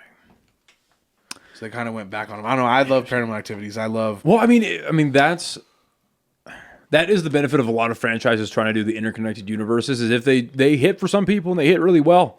I'd be open to trying it again. I just got so boring after a while. That was just like, eh. No, but so what's the? Oh, In a Violent Nature. Have you seen of that? You hate. I know you said you don't like gore, but that's a crazy movie. That's such a. And they're coming out with It's the interesting. second one. I don't know why they're doing a second one because the Find first them one cheesy. The first before. one's good. What's interesting about that one is like it's basically Friday the 13th from the perspective of Jason. Okay. It's quite interesting. That's what it was supposed to be. So they originally filmed the whole like movie and the script and everything for that, and then they got. I think someone pulled it right towards the end. Like they were gonna work with New Line or someone whoever owned Friday the 13th. That sounds right. And then at the end they were like, "Nah, never mind. You can't do it." So they kept everything and they just like edited it different. And they basically just rewrote the script. and they redid like shots of him walking where he doesn't have a hockey mask and shit. And it's just what is it? It's a potato sack in this one too, right? yeah, no, but they never filmed it when it was the Jason one. Okay, they just so wrote it. Just wrote it. Yeah, and then they got just wrote it, okay. but they had to rework the script because they were shopping it around. Because I want to say, who owns Friday the 13th? It's not New Line anymore. Is it Blum? No, I don't remember who owns it right now. But Well, who's doing? Oh, Warner Bros. Owns it because they're doing Crystal Lake right now on HBO Max. Peacock, Peacock. Okay. So NBC. Yeah. So there you go. NBC. So NBC owns it. Same company. Yeah. NBC owns it. That's right. Because they did. No, that was Texas Chainsaw. I forget. Anyway, it's pretty decent. It's interesting. And I like that it's quick too. It's like an hour and a half. It's real quick. The scenes, the kill scenes, are like the most extreme you'll ever see. I mean, besides fucking art, but Yeah. So what, so the paranormal stuff kind of gets to you? Is that No, what? it doesn't. Or like stuff does it for you? Like that's what's entertaining. I like that. I like the paranormal stuff. I like the alien stuff. I like space stuff. I love space. Have you seen Event But Horizon? I like a good drama. Okay. so in India, what do they call the genies? Genies. Yeah. No, there's there's a I don't know, maybe it's just like a maybe deeper Indian culture, but there's a movie about I'll have to look it up. It would be stupid if I even try to explain it right now, but it's a scary movie and it's about an Indian genie. Oh, true. No, I have no idea. I don't know what you're talking about. And he's in this house the whole time, trying to kill this little kid and stuff like that. And it's yeah, I don't know, but they have a certain name for him. Have you guys ever seen American Gods, the show? Mm-mm. It was on Stars. It's really good, and it's just about how every god is real. That they just all cater to their certain culture. And this guy goes to the afterlife and dies, but then comes back, and he's able to be in the world. Is it called of these- Dijin? Dijin? That's what they're called. That's a? I don't know. Never. It's a jinn. That's what they call them. They call them jinns. It's not. That's it. I know that's an Asian culture. I swear it's the one that I'm talking about is an Indian genie. Interesting. Yeah, I've never heard of that, so I have no idea. So, yeah, have you seen Event Horizon? I feel like I know. It's with Lawrence Fishburne's in the 90s. Okay, yes. Yeah, oh, yeah. Yeah, that one's interesting. I feel like I need to rewatch it again because when I did watch it, it just didn't really hit for me properly. But everyone fucking glazes that movie because like they go to like the portal to hell in their spaceship, and they basically come in contact with like Lovecraftian gods. Okay, And it no, starts I'm like thinking of something else. and so it's I like haven't seen tearing it. them apart from like inside their mind. Okay. That one's kind of interesting. But if you want to, I mean, on the topic of what we were talking about earlier, if you want a really good drama, dude, fucking Spotlight. That's one of my favorite movies of all time. Have you seen that? No. It's with Mark Ruffalo, Michael Keaton, Rachel McAdams, and did you watch Mad Men? Yeah. The guy with the white hair. Okay. So it's a true story. It's about a small newspaper in Boston in the late 80s, early 90s. And they're basically working to investigate and expose the Catholic Church for all the pedophilic crimes. And it is it's in my top 5 like best movies of all time. Okay. It is like there's a great scene where They're on because Epstein Island? It's your favorite part? yeah. Oh yeah.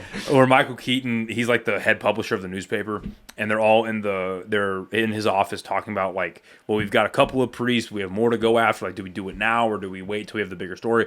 And Mark Ruffalo just like loses it and he yells like, "Yeah, it's fucking time!" And he's like making his case about why they have to expose them now. It's so good. Okay. Dude, that's the secrets in like. So, if you've been to Italy, you guys not No, never. not trying to flex or One day. anything, but so Low-key when flex. so when I went to the Vatican, it was cool to go in there, and it was like obviously I grew up Catholic, and like it was kind of like surreal, and it felt cool to go into the Sistine Chapel, and at the time when we went, the Pope was doing a prayer like out on the thing, so we got to like do like a kind of like cool prayer in there, whatever. I don't really believe in that stuff, but Do you believe in the stuff underneath the Vatican? well, Stuff they're hiding? yeah, Secret no, archives? so that's what I'm saying. So like, it didn't feel holy in there at all. Like my girlfriend was like, "Oh, this is awesome," and then I started explaining to everything and like every artifact in there. Fucking Catholics, what is our artifact is the Bible. What are we doing? What are they doing with mummies and tombs from like all this shit that they stole and like all the Crusaders and like I was explaining all that to her like this mummy right here. Women and children probably died to get that mummy back to the Vatican, and she didn't realize all that. She's like, they just stole all this stuff, and I was like, yeah, Everything is stolen. stolen. Yeah, The whole British Empire is built on. yeah, thievery. like and it just felt evil in there. Like it felt like it didn't feel right, bro. It didn't feel like it was like it was holy in there. And then you're looking at these, and because like I'm maybe like 2 months before we went out to Europe. But they're looking at you like, look at all these holies. Look at all these available holes. Oh my fucking god, dude! That's what yeah, dude. I wasn't an altar boy when I was a little kid. I was an altar toy. I have this joke where I'm like, my hair always used to, if you look like when I was a kid, my grandpa used to love to give me the middle part. And so I was like, yeah, like when my girlfriend, when I was talking to her, I was like, she was like, why did you? I was like, it's because I was always on my knees and the priests were saying good boy, spreading fucking. You're a human fleshlight. Yeah, dude, It's a but different thing when they said follow the light. the light at the end of the Yeah, tunnel. they but- meant fuck AJ. No, but yeah, you just go in there and it's just not, and you just like, and you're thinking about, and like I said, like 2 months before we went out there, that Vatican documentary came out, the one on Netflix about the girl, the one that disappeared. Watch it. It's really good on Netflix. It's like, it'll be like how your movie was, like the movie. I've seen what you're talking about. I haven't seen it in a while, but it's kind of like the same thing, but it's like when it was really happening. Like, and when they were going after the Vatican and there was a girl that disappeared. You know who I'm talking about? There was like, it was some little girl that was like, I don't know. You'll have to. She disappeared in the Vatican? Yeah, disappeared inside the Vatican. They went to the Vatican for a trip. And they never saw a video of her leave? Nope, there's no video of her leaving. There's her walking into a certain place, and that's the mystery of. There's a really weird story like that in New York about the lady that got fucking. She went to this. It was like some hotel in New York. It's L.A. and it's the Cecil Hotel. Yeah, Cecil I know Hotel exactly in LA. what You know you're what I'm talking about? You heard about this? So It's downtown. So basically, what happened is it was like in the 90s, right? No, it was like 2010. Was it recent? It's the Asian lady. Yeah. Yeah. So this lady, there's video camera footage of her showing up to the Cecil Hotel. A day later, she's like running in the hallways. She yelled at a couple of workers, just like incoherent blabber nonsense. Yeah. Then they don't see her for 3 days. Then she ends up in like the garbage chute, right? Well, no, the water tank. Yeah, The the water water tank. tank. The water Bro, tank. but it's crazy when you watch the footage. she's like fucking possessed, bro. She's Yeah. standing in the elevator, just Yep. like standing there, and people are like trying, and she's just like Yep. just blank face, and then she goes up that elevator, walks, and then she's never seen again. Yeah, that's the weird one. But it's because at one point it looks, isn't there video footage of her like she's like running from something, scared to get to the elevator, and there's nothing. And there's hallway footage. Yeah, there's there is nothing. hallway footage of There's that. nothing chasing her, but she's like running for her fucking Probably on meth or life. some shit, man. But how do you end up in the Well, no, water? because they did the autopsy. No alcohol, no drugs. They don't even think she died of drowning. The autopsy. Damn. That's like that kid at that school, that Kendrick kid that you'll see it come up on like on Twitter and shit, where he like they found him rolled up in the mats. What? Some black kid, and he was like, yeah, there's like a whole story. Well, after we get off the pod, we'll look. I'll send it to you. But yeah, like it's like a whole like crazy story like that. And there's no one in the footage. They have footage of the whole high school, and it's him by himself, like running away from something. And then all of a sudden they can't find him, and he's just shoved in this mat, rolled up, feet head first. We need an American Da Vinci Code. Dude, right? Those are so good. I fucking love the Da Vinci Code movies, bro. I love Da Vinci Code, Angels and Demons. It's like and a Inferno. starter conspiracies. Does Canada That's have what any? started me into everything, dude. Was when I started. You only moved to the U.S. a year and a half ago, right? Does Canada have any like weird shit that Americans don't know about? I mean, I'm sure Canada's hiding a bunch of shit. It was like what you guys did to, same thing that you guys did to the indigenous. We did the same thing. Oh, you know, yeah. What, where under the- they're buried all under the churches. There you go, yeah. And like they were kidnapping the kids. Even right now, there's an issue in Canada. Indigenous women are going missing It's the same here. along the Trans Canada Oh, Highway. yeah. They're just Well, dude, up and no in- one's looking into it. And More they're just more indigenous people go missing in the United States a year than any other race. Well, I remember people. learning in college. We were reading a Cormac McCarthy novel. I forget which one it was, but we were talking about native law, and up until like 2011, 2012, so like American citizen, right? You could I don't remember if it was all native reservations or like some of them, but at least in New Mexico, in theory, like according to law, in theory, you could make your way on a native land, rape a woman, and then as long as you got off the land before the native cops got to you, American police did not have to do anything about it. It was like, they just be like, oh, okay, that shit sucks. for sure. Yeah, there's like there was that school in Canada that they closed. It was like in Montreal, right? Something like a few years ago that they closed down because they found like someone was like a whistleblower and like, yeah, they had been burying native kids here for not anytime recently, but how many even in the last 100 years, that's recent enough. yeah, how many they found, yeah. bro? They found like hundreds of fucking of bones and shit under this school that they would just kill the little kids. Those, if you watch 1923, The show, no. yeah. So Yellowstone's good. It's crazy. It's fucking cowboy mafia and shit. But when you watch what Trevor Sheridan, is that his last name? Whatever. Taylor Sheridan. Taylor Sheridan, the way he made those movies, those shows, those were supposed to like show what it was really like. So there's like 19 whatever where they It was 1883, right? 1883 they do the Oregon Trail. Then there's 1923 I think or something, so. and that's when they're already established, and that's when they were like the Killers of the Flower Moon shit was happening when they were taking over Oklahoma and all these places, and they were trying to marry out the native women so that they could get the land and shit like that. But they show these schools, these missions, and how the nuns would rape girls and shit like that, and like they would do it to these native girls, and they would kill them and they would fucking bury them. And there's one chick that goes crazy and she kills all the nuns in the school and escapes, and then like ends up being able to get away with it and like live peacefully and shit like that. How peacefully do you live after that? Holy fuck. True, yeah. But is there any like, because obviously there's stuff like that, but like crazy yeah. shit, like conspiracy about the government.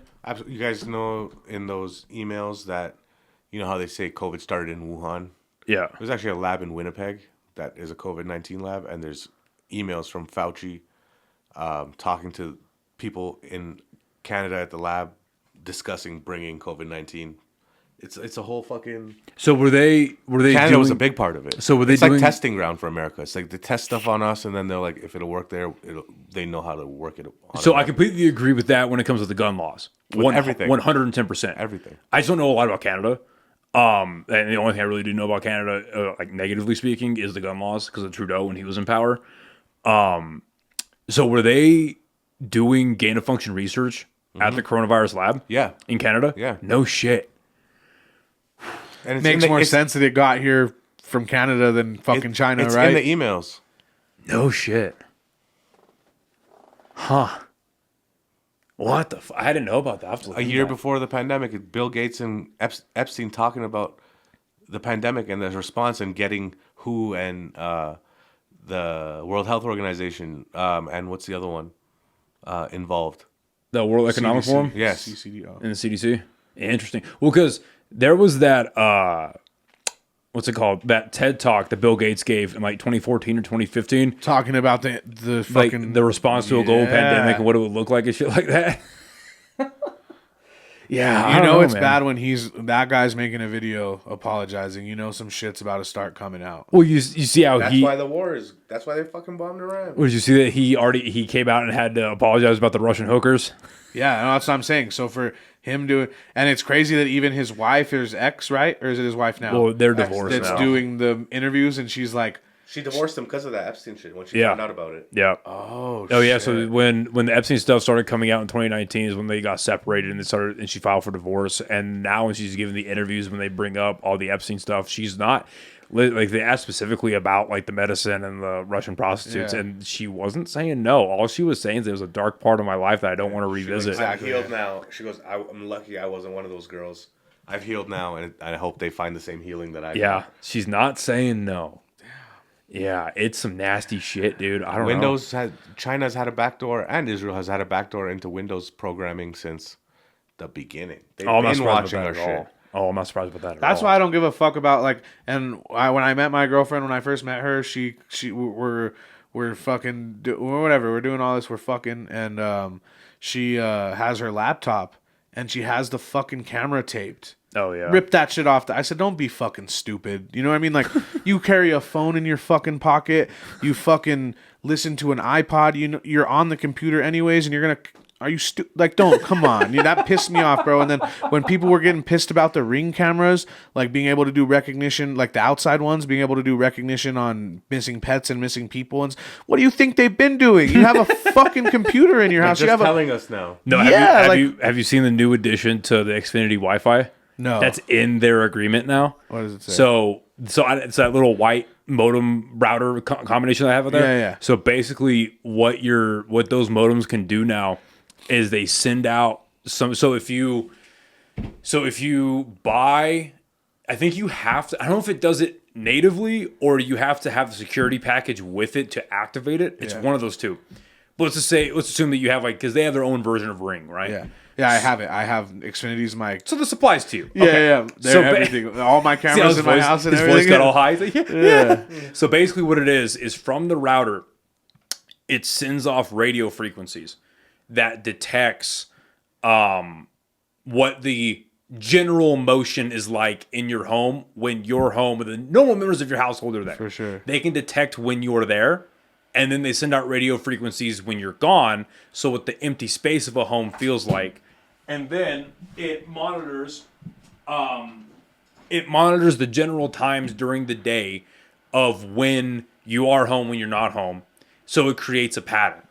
So then if someone breaks into your home, that's how it's another way of how it sends out a response to the police. Well, good. Okay, sick, but it's also detecting the patterns of your home and where is it sending that to? It's all that kind of But crazy who shit. cares? In the end, like, what's going to happen? I mean, we're all fucked anyway, so who gives a fuck if that's happening or not?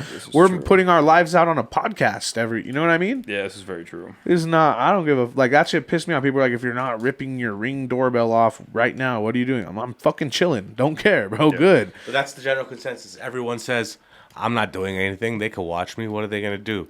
What are they getting from me? Or nobody's looking at me because I'm not doing anything. True. But if everybody conforms, then they're watching everybody. Right.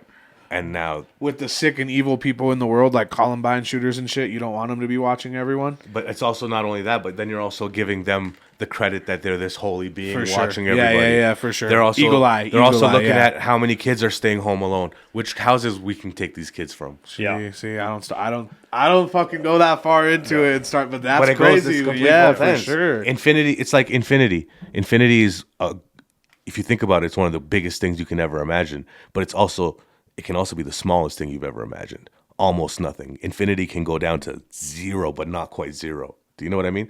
As above, so below. As good as something can be, there can be something that's just as horrible. Yeah. So when you have one of those thoughts that you're like, oh, my government's protecting me, you gotta. They can also be. And they are. Or if our government truly cared about us, we wouldn't be able to get McDonald's meals for $5 and have to eat. When a did you get a healthy meal. McDonald's meal for $5? Or whatever? You know what I mean? No, like but you wouldn't Yeah, I be get able. what you're saying. I You get wouldn't what be you're able to bang your knee or stub your toe and get addicted to fucking oxycodone yes, and die. if your government. Yeah, loved you. yeah, yeah, yeah, But yeah. what have they told us? That's why you guys have the Second Amendment. They're like, in no perfect world will any government care about you like that. No. You always got to be on your 10 Well, toes down. You know. It was from Benjamin Franklin. When you sacrifice liberty for security, you have neither and deserve neither. Well, that fool was crazy though. All the bones and shit that they found on that fool's fucking thing. But he that was doing right. experiments on people and shit. when- No, I know. He was right. Like when they asked him some fucking, it's a alleged quote, right? Of when after they signed the Declaration of Independence and then they codify the Constitution, they asked him, like, what does this mean? And what did you give the country? Right? What did you give the people? And he said, a republic if you can keep it. And that's when it's getting tested. We're getting pretty close to seeing if we can keep it, boys. Yeah. Every great empire has fallen eventually. Nothing less stays up forever. Well, and don't they say that nothing's like no huge like? Don't they all start falling apart after 200-300 years? Isn't there like a Well, there's mean- nothing ever been like what America is. Yeah, There's- for sure. This freedom thing that we're talking about, as sick as it is, and we're fighting for it, it's very limited in this world. Well, I mean, and And it has been for a long time. No one has been able to kind of just for sure. do what the fuck they want, say what the fuck Well, they look want. at what the three of us want to do for the rest of our lives permanently. Stand-up comedy. Stand-up comedy is a uniquely Western thing. How many stand-up comedians do you have in North Korea? Now or China? It's starting to spread now, just like how hip hop. There's rap in every fucking country you can imagine. Right. The internet has spread everything everywhere. But you're right. Where do its origins begin? Yeah. You're not going to have this in 1940s Nazi Germany, right? There's not going to be a stand-up comedian that's like this Hitler guy. Like you're not going to have that. But sure. but then even so, you have. I mean, they probably did though. There might have been. You think so? Might have been popped in the head. Yeah, maybe. That's why we don't know about him. We only know what we're told, right? Very true. But you even look at And to say that laughter and comedy, that we're the first one, like performance art has been. well, going no, on, we're not the first to do Gestures. it. But we're the first to like make it a thing. Yes. but I'm sure it's been happening. Oh, for sure. Exactly. Okay, so I agree with that. So I agree. No, 110%. But even the beginnings of American like Western stand-up comedy, you have Lenny Bruce getting arrested. You have George Carlin getting arrested. Yeah. Because of just things that they're saying that sure. apparently you can't say on TV, or you can't say in public in Lenny Bruce's case. But it's why we have it. And I don't know, man. I don't know, dude. I really don't know. World's crazy. I do get worried. Nitty's sometimes. in town headlining. What I wanted to ask you though, because I know we've been talking about just general topics. One thing I want to ask about you and you doing stand up. So when did you start stand up in Canada? I started when I was 19, so Okay, it's almost 16 years ago, okay. 15 and a half. So 2010, you started stand up comedy. Why did you start in the first place? I dropped out of school, and it's something I always wanted to do. High school or college? College, Okay. university. Degrassi. Yeah, no, I was at this University of Waterloo, but I dropped out. But before that, I was in high school, and me and my friend we talked about trying comedy, and the only thing I ever knew about stand-up comedy was Yuck Yucks. So we Googled it, and it said you had to be 19 plus to get in the club. So I put that dream on the shelf. I just thought, oh, it's not for me. Yeah. And then I started. I went to university, and my whole life people were like, oh, you should try stand-up. And I was like, I just dismissed it. And then I dropped out, and I got a job at this bank. And I was the youngest. I was 19. I was the youngest kid there. And I like would a bank teller? Or? it was working in disputes, credit card disputes. Oh, okay. And I had my cubicle, and I was the youngest kid there. Everybody had families or college students or whatever, and I would just roast everybody all day. I would just stand up, not work, and just make fun of everybody. And then people were like, "Yo, you should try stand up." And because I had nothing going on, I dropped out of school. My parents hated me. I didn't know what the fuck to do. I started going to watch open mics, and I would go every Tuesday to the Yucks open mic. And after I went 4 weeks in a row, the booker there was like, "Yo, I see you every Tuesday." He's like, "Are you trying to do this?" I'm like, "Yeah, I just don't understand the process or whatever." He's like, "You're supposed to call in every week, and then we drop the list every Tuesday. You call back, the list is listed." But he goes, "Just come next week, and I'll make sure you're on." And then I had a week to prepare for my first set. And then I invited everybody I knew. Hell yeah, you do. I invited everybody. Yeah. And it was one of the best sets I ever had in my life. And I think I'm still chasing that dragon. You know? I don't think I've ever crushed that hard again. You got the heroin early. Yeah. Early. And Who were you watching at the time? Like bigger stand-ups? Like, who were you watching? so that's the thing. I was never really a stand-up comedy guy. I never watched. Russell was the first full special I ever watched when that dropped on YouTube. Okay. The Somebody Gonna Get Hurt Real Bad. I personally feel like fools that are like, just like especially in our generation, we didn't have like huge, because you're a little older than us, but we're still like in the same like, you know, we all still grew up with the same shit. I don't believe when someone's like, "I've been watching Eddie Murphy since I was 14" or something like, you know. No, I never. It was ahead of my time. So when I was growing up, I never watched Raw, Delirious. I never seen any of those. Same, to yeah. this day, I've never watched any of those full back to back. Okay. I've seen clips of stuff. Yeah. But like, I'm not a big comedy fan. You know what I'm saying? I don't Really? seek out comedy. Same. I love doing it. It's my favorite thing in the world. But I'd rather do a million things other than watch comedy. Really? You know what I'm saying? Yeah, I'll tell you some shit whenever we're done with the pod. That's like, about- interesting. Well, because I disagree with you completely. Because I've been a huge fan of stand-up since I was like probably 11. Okay, so you would look at me because I've seen.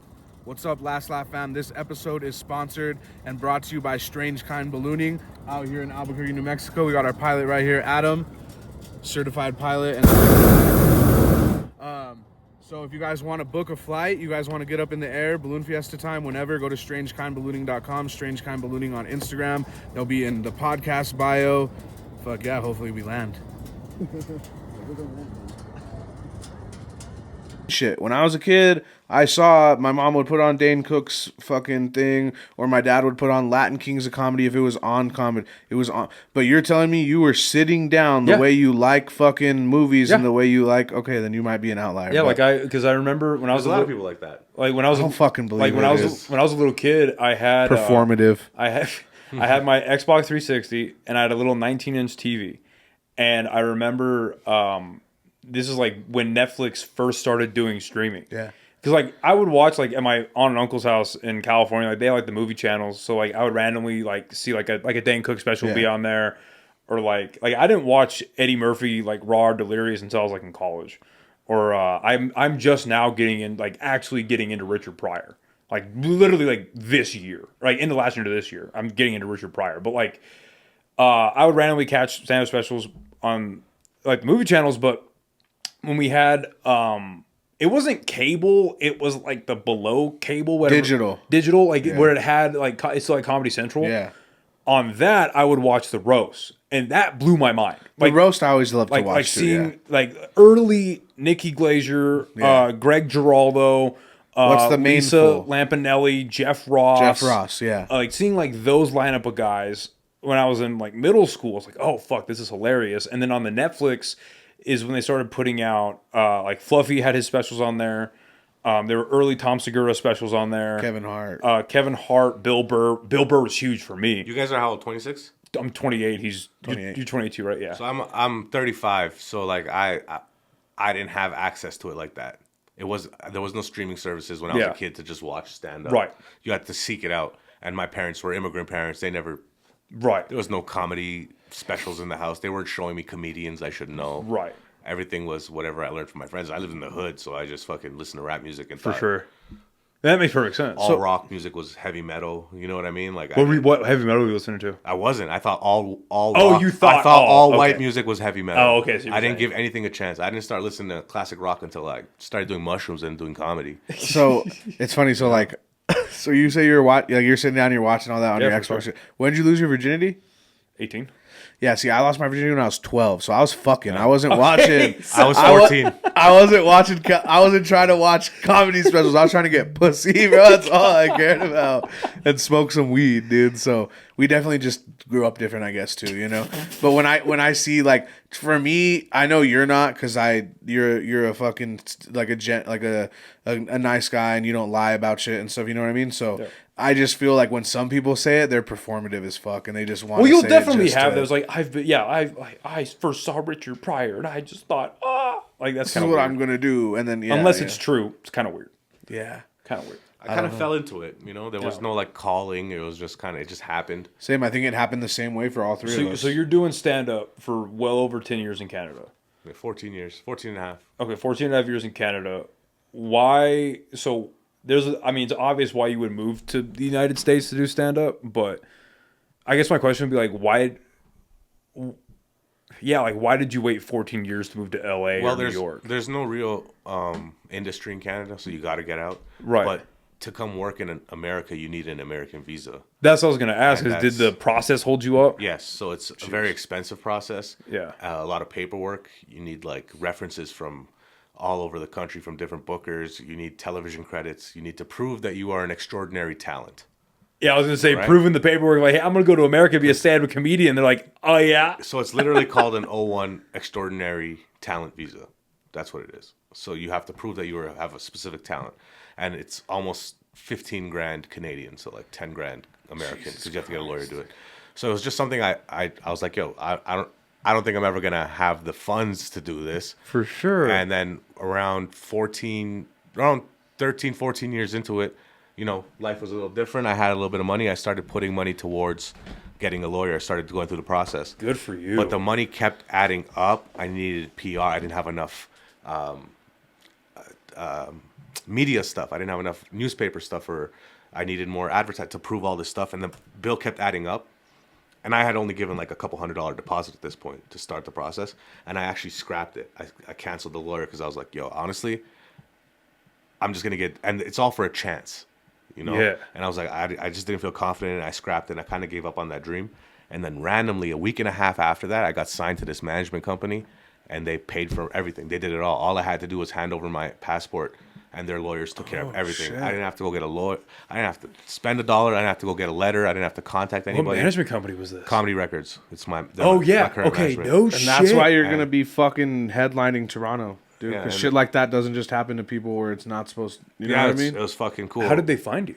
They're just a Toronto-based company. They've been around since I started. Did they see you at like a couple of shows? So they've been around since I started, Okay. but they've always been a smaller company. I've been wanting to work with them for a long time. Yeah. And I've reached out. They just never got back to me. I always thought they didn't have any interest in me. But then as I joined the company and I talked to the guy, my manager, Barry, he's the owner and all of it, he said, I've always fucked with you. It's just, it's always been just me. And I didn't want to take people on and not be able to offer them anything. And now, 15 years later into his company, he's like, I'm at a point now where like, hey, I work with this immigration company. It's like, I will, in exchange for my next album, which I did, my last album, they gave me my visa. So they hold the rights to my last album, and in exchange, I got my visa. But they gave you the keys. Yes, and now, and since I came over here in my life, like, more has happened for me in a year and a half in America than 14 years in Canada. So, and my question too is, so at the point that you come to the United States a year and a half ago, so you've already done your first album. I've done 3 albums. You've done 3 albums. I did my 3rd album for them. No shit. Okay. Yeah. So where are you on, like, what's your internet presence like? What's your social media presence like? It's okay. It's growing. When I moved out here, I was at 12,000 followers on Instagram. Okay. Right now, a year and a half later, I'm at 30.5. So you get to LA, because I'm genuinely curious about that. I mean, I didn't even know about the immigration stuff. That's fucking fast. First of all, congratulations. Thanks, man. That's fucking fast. That's a once in a lifetime thing. Yeah, like, that's very incredible. cool. So you come to the United States. Why did you I was gonna move to New York. That was my plan. I actually Yeah. had a place set up. I've been going to New York every couple months to, just have a presence there and kind of build. And I've been doing that for a year leading up to the. What was that like? So you're able to visit New York. Are you? I would always lie and go over and be like, I'm just visiting, and then go do comedy. Right. Low-key. So I don't know if you should post that or not, but are you going to like the clubs? Are you going to? I was going everywhere because Okay. there's a bunch of Toronto comics in New York. Interesting. That makes sense. So, and they're doing big things. So I had a base there. So I had people I can connect with and feel safe with. So that's why I chose New York, because it's the natural progression. It's like, it's a bigger Toronto where you can go do 20 sets a night, fucking Right. get your grind on, get good. And that's where I was going to move. But there's this podcast in LA called the We Don't Smoke the Same podcast that's existed for 10 years. I met the guys in Toronto pre-pandemic, and we just became friends. Okay. And then every time I would go to LA, I would just go do their pod and visit. And we became friends, me and the host. And when I was maybe like 3 weeks before I was actually going to move out, I just called him. I was like, I should let this guy know I'm going to be in America so I can come do his pod. So I called him and I was like, yo, I just got my visa. I'm moving to New York so I can come do your pod whenever you want. And without skipping a beat, he was like, fuck New York. Come to LA and be my co-host. Like, he had just found out, you know, like, he didn't even think about it. He just threw me that offer. And I'm a big believer in go where you're wanted. Yeah. And there was nothing calling me to New York. It was just me choosing that as my destination. So I pivoted and went to LA to be the co-host of the podcast. And where is Comedy Records based out of? Toronto. Toronto. Okay, that's nice. Okay, so you go to LA, you become the co-host of this podcast. How soon does... I'm going to ask this question in a second. I'm going to grab my Zen. We're going to take a quick break. Yeah. Unless you want to ask me anything, I'm going to grab my Zen real quick. I'll talk shit about you when you leave. When did he transition? Like 6-7 months ago. That's fucking... Do they do... So does your management company strictly do Canadian artists? No, they do. Everybody. They have some American artists too. Okay, I might have to send them my stuff or Yeah. something like that, you know? I've been wanting to get under someone... Because, like, my girl helps me out a lot and stuff like that, but, like, it's fucking hard to run your own Yeah, shit, man. especially when, like... Especially now that, like, me and this fool, we're getting booked all the time. Like, we can realistically now, I mean, you can too. I'm sure it's been like that for a while, but we can book out our whole month easy. Yeah, Like, and I we mean, can- it's not anymore since I moved to LA. It's a little harder. You know, my schedule's lighter than it's ever been. Yeah. So I want to get to that, actually. That's a very good question. I want to get to that here in a second. So you get out to LA, you're on this podcast. How soon after getting to LA does the Comedy Store become part of the equation? So that was one of my goals, was to get in with the Comedy Store. Did you know about the Comedy Store before LA? Who doesn't know Yeah. about the Comedy Store? Well, I'm just asking. Yeah, yeah. I'm just- But that was like, if I'm going to be in LA, I'm going to try to get the Comedy Store.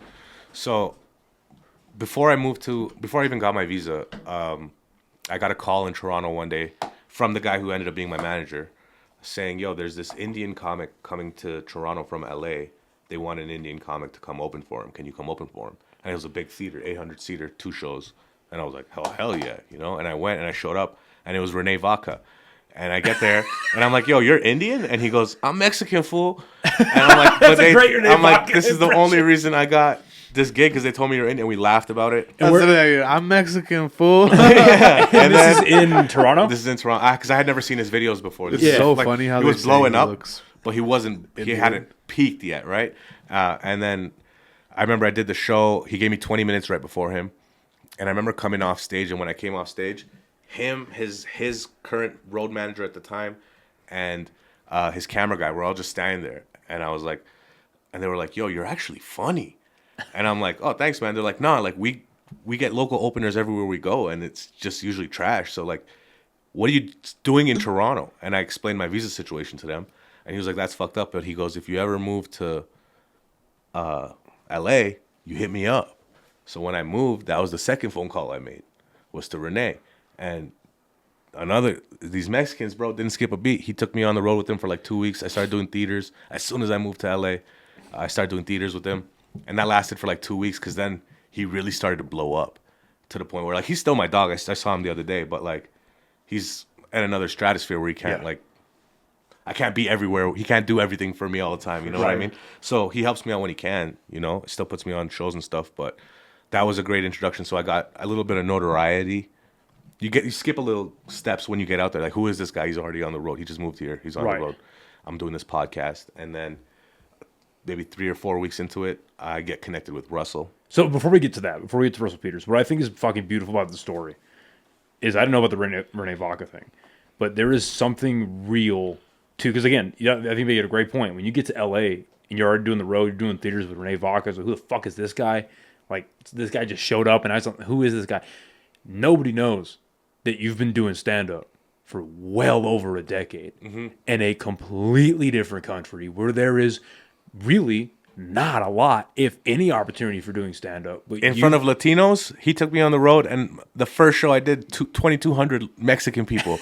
I've never performed in front of Latinos in my life, bro. For sure. It was a learning curve, you know? Yeah. But it became fun. It's something. But you've got over a decade of experience and just chipping at it, sharpening the sword, so that when you're able to go out and do those things, you had the moment. It took a while, but the moments finally came to you. Yeah. And you had I all finally of got this. to fucking hit, you know? Yeah. And all you motherfuckers, you listen to this shit. If you guys watch this, because I know that the hating ass people that I've been telling you about that live out here watch this shit when me and this fool drop shit like this. If you are fucking funny, shit is gonna happen for you. If you're not funny, it's not gonna happen for you. And it's crazy how like It just takes time sometimes. But no, and then, Patience, but you know? you get no. Fuck them. They're not funny. You guys aren't funny. Sorry, that's why I was voted best. No, I'm just kidding. But anyways, this fool like it makes sense, and you hear Nitty when he's telling us these stories that he gets off stage and they're like, "You're actually funny," or you get off stage and Russell's like, "Dude, you're actually funny." Yeah. They don't know, like to what Noah's saying, that you have 15 fucking years behind it, and you fucking it shows when you do comedy. You What's know what funny I mean? about that Russell story? So 2 weeks, 3 weeks, maybe a month into it, I finally meet Russell, right? Because Where do you meet him? so at the Laugh Factory, because Russell is a Toronto comic, Right. But I've never really had an interaction with him in my 14 years. We've always missed each other. Whenever he's there, I'm never there. But all his boys that never blew up are my OGs in Toronto. You know what I'm saying? Comedy's too small, dude. So when That's I crazy. moved out here, there's a comic named Ron Jossel who came up with Russell, their boys, who was living in LA at the time, and he was showing me around my first couple weeks. And then one night we were eating dinner, and I was like, "Yo, I saw at the Laugh Factory Russell's gonna be here next week or whatever day." I'm like, "I've never met him. Can you introduce me to him?" And he looked at me like, "You've never met Russell?" And I was like, "No, man." He's like, "Okay, tomorrow or whatever the day is, we'll go." And he picked me up, and we went down there. And when we walked into the Laugh Factory, Russell was just finishing his set. He just walked off stage. And he comes off stage. We walk into the club, and he sees my boy immediately, and they embrace. And then my boy Ron goes to Russ. He goes, "Yo, this kid's Nitish. He's an Indian comic from Toronto. He's really funny." And then Russell looks at me and goes, "I think I've seen some of your videos online." And then he smokes me in the balls. And then he goes, and I go down, and he goes, "We're going to the Improv. Come." Welcome to America. And then I roll with this guy to the Improv, and then we just hang out all night. And then he does his set there, and there's like whenever Russell goes somewhere, he has like 20 guys, or there's so many people around that just come, Entourage, yeah. Now, okay, I got a question about that. Just to get a little dorky about it. Is it like his homies, or is it like other comedians that he knows? It's comedians and the most random famous people you don't even. Yeah. It's crazy the people I've met just being around this guy. Real shit. I mean, it's not surprising at all. It's just cool as fuck. So then he does a set, and then he asks me, he's like, "Yo, how's your first month or whatever been in LA?" And I'm like, "Pretty shit, I don't know anybody at the store. I'm just trying to get in places. Everyone's pretty standoffish to me." And this is after you've already done theaters. Yeah, because they're like, "Who are you?" And then you show up, and you're like, "Oh, I've been doing this for a long time, and Right. I'm not getting on any of the mics, but I'm around, Right. And then he's like, "Give me your phone." He takes my phone. He goes, and he gives me a weekend, 5 shows with him in Pleasanton, California, in the Bay. And I'm like, "Amazing," right away, Yeah. And then we go do the shows. He gives me 20 minutes on each show. Had you done the Improv when you went to the Improv with him? No, I just went to go hang out. He just like, I know you got the You're voucher here with with homie. Russ. Yeah, that's like my dog. If Good he says shit. so, then come. Good shit. Then I'm a Toronto Indian kid, and he's like, "Just come on the road with me. I'll help you a little bit." So I did those 5 shows with him. He never left the green room to watch me once, but his boys were there. And I remember after the first set, when I came back in, his boy came in and was like, "Yo, Russ, he's actually he's legit. He's the real deal." And Russ was like, "Okay, cool." And then we had that weekend. He's like, "You ever need anything, you let me know." But we never really talked for another 7 months. Nothing really happened. And then I saw he was going to be at the Laugh Factory again one night, 7 months later. And this is me living in LA now. Kind of the Renee thing has worn off. He's busy doing his own thing. I'm in the grind. Nobody's really giving me any stage time. I don't have a place to live. I'm renting rooms off Craigslist and Airbnb. What are you doing to make money? I a bunch of money my life savings that I saved in Canada is burning through. I was gonna say in LA that ain't cheap. Well, then he has on a visa, so you can only do. And Comedy. I can't have any other job than do comedy. And I lost 40% of my money on the exchange coming out here. So I've already burned through my life savings in that year, and things are starting to change. But now again, I have albums on the internet. I make some passive income through comedy and stuff, But so I'm scraping by now. What's a dinner looking like right now? In this time period you're talking about, what are you eating for dinner? Right now, I've actually gotten pretty good at like. No, back then. when Back you then. were- When when you you were were when you were struggling burning the through the first money, year, yeah. what does dinner look like? Oh man, like I don't know. I'm also an idiot with money, so it's like whatever the fuck I wanted. So I would eat shit. I would fucking. That's why I have no money. If I had saved it, done it better, I could have probably, found the right $200 room and stayed in it for 8 months. But like I was going on Airbnb and trying to find something Nice. but like there's nothing nice. I ended up renting rooms and it was still so expensive. You know what I mean? In American dollar. Yeah. So it's just I'm burning through all this, and then that night I see Russ is there and I go hang out, and he invites me to come hang out with them after. They're going to a cigar lounge to smoke cigars. So I pull up and they're all drinking. Russell's pretty fucking drunk at this moment, and he starts asking me about how everything's going. He takes a moment, he's like, yo, how is the transition been since I left you 7 months ago? And I'm explaining to how shit everything is. Me and my ex just broke up. It's the worst it's been in a long fucking time, And then out of nowhere, he goes, save some money and come live with me for a month. You can stay in my guest room. No. And I was like, really? And then, yeah, that happened. And he was only doing it as a favor to unbeknownst to me, there's a comic in Toronto that made a phone call to Russell and told him, look out for me. It happened just around the same time that this is all happening. And then he offered me to come stay at his place only on the word of his boy. He took me on the road once, but he's never seen me do comedy. He took me on the road. Would you want to say who that comic is? Yeah, Kenny Robinson and John Paul. There's two of them. Okay. Those are the two Canadian guys that did Shout it. out to those fools. That's crazy, dude. And then I ended up living with him for a month, and like we didn't really know each other, and I thought it would be like, this is Russell Peters, we're gonna be boys, but he's so much older than me. It kind of turned into like a father-son relationship. He started looking out for me, and then We probably saw himself in you. but he's never seen me perform, right? And well, then, as like an Indian kid from Toronto wanted to do And stand up, and he hears I'm funny, and he sees I'm grinding away trying to he saw me get in development at the Comedy Store and all that stuff, and then I had to move out a month after. That's what he gave me the timeline. But after the relationship kind of developed, and I wasn't able to find a place yet, he kind of he wanted me to stay, but so I ended up staying there for 3 months. Okay, and on the second month, at the end of the second month, he left for the Riyadh Comedy Festival. Yeah. So I was in his mansion alone for a month. All right. But like 2 days before he left, he had a set at the Comedy Store, and he told me to roll with him. So I just showed up, and it was in the main room, packed show. We're in the back. He goes on stage, kills it. We come to the back. I'm about to walk out with him, and he goes, "Where are you going?" I'm like, "I don't know. Where are you going?" And he goes, "You're on in 2 comics. You're doing 15 minutes." And I'm like, "What, really?"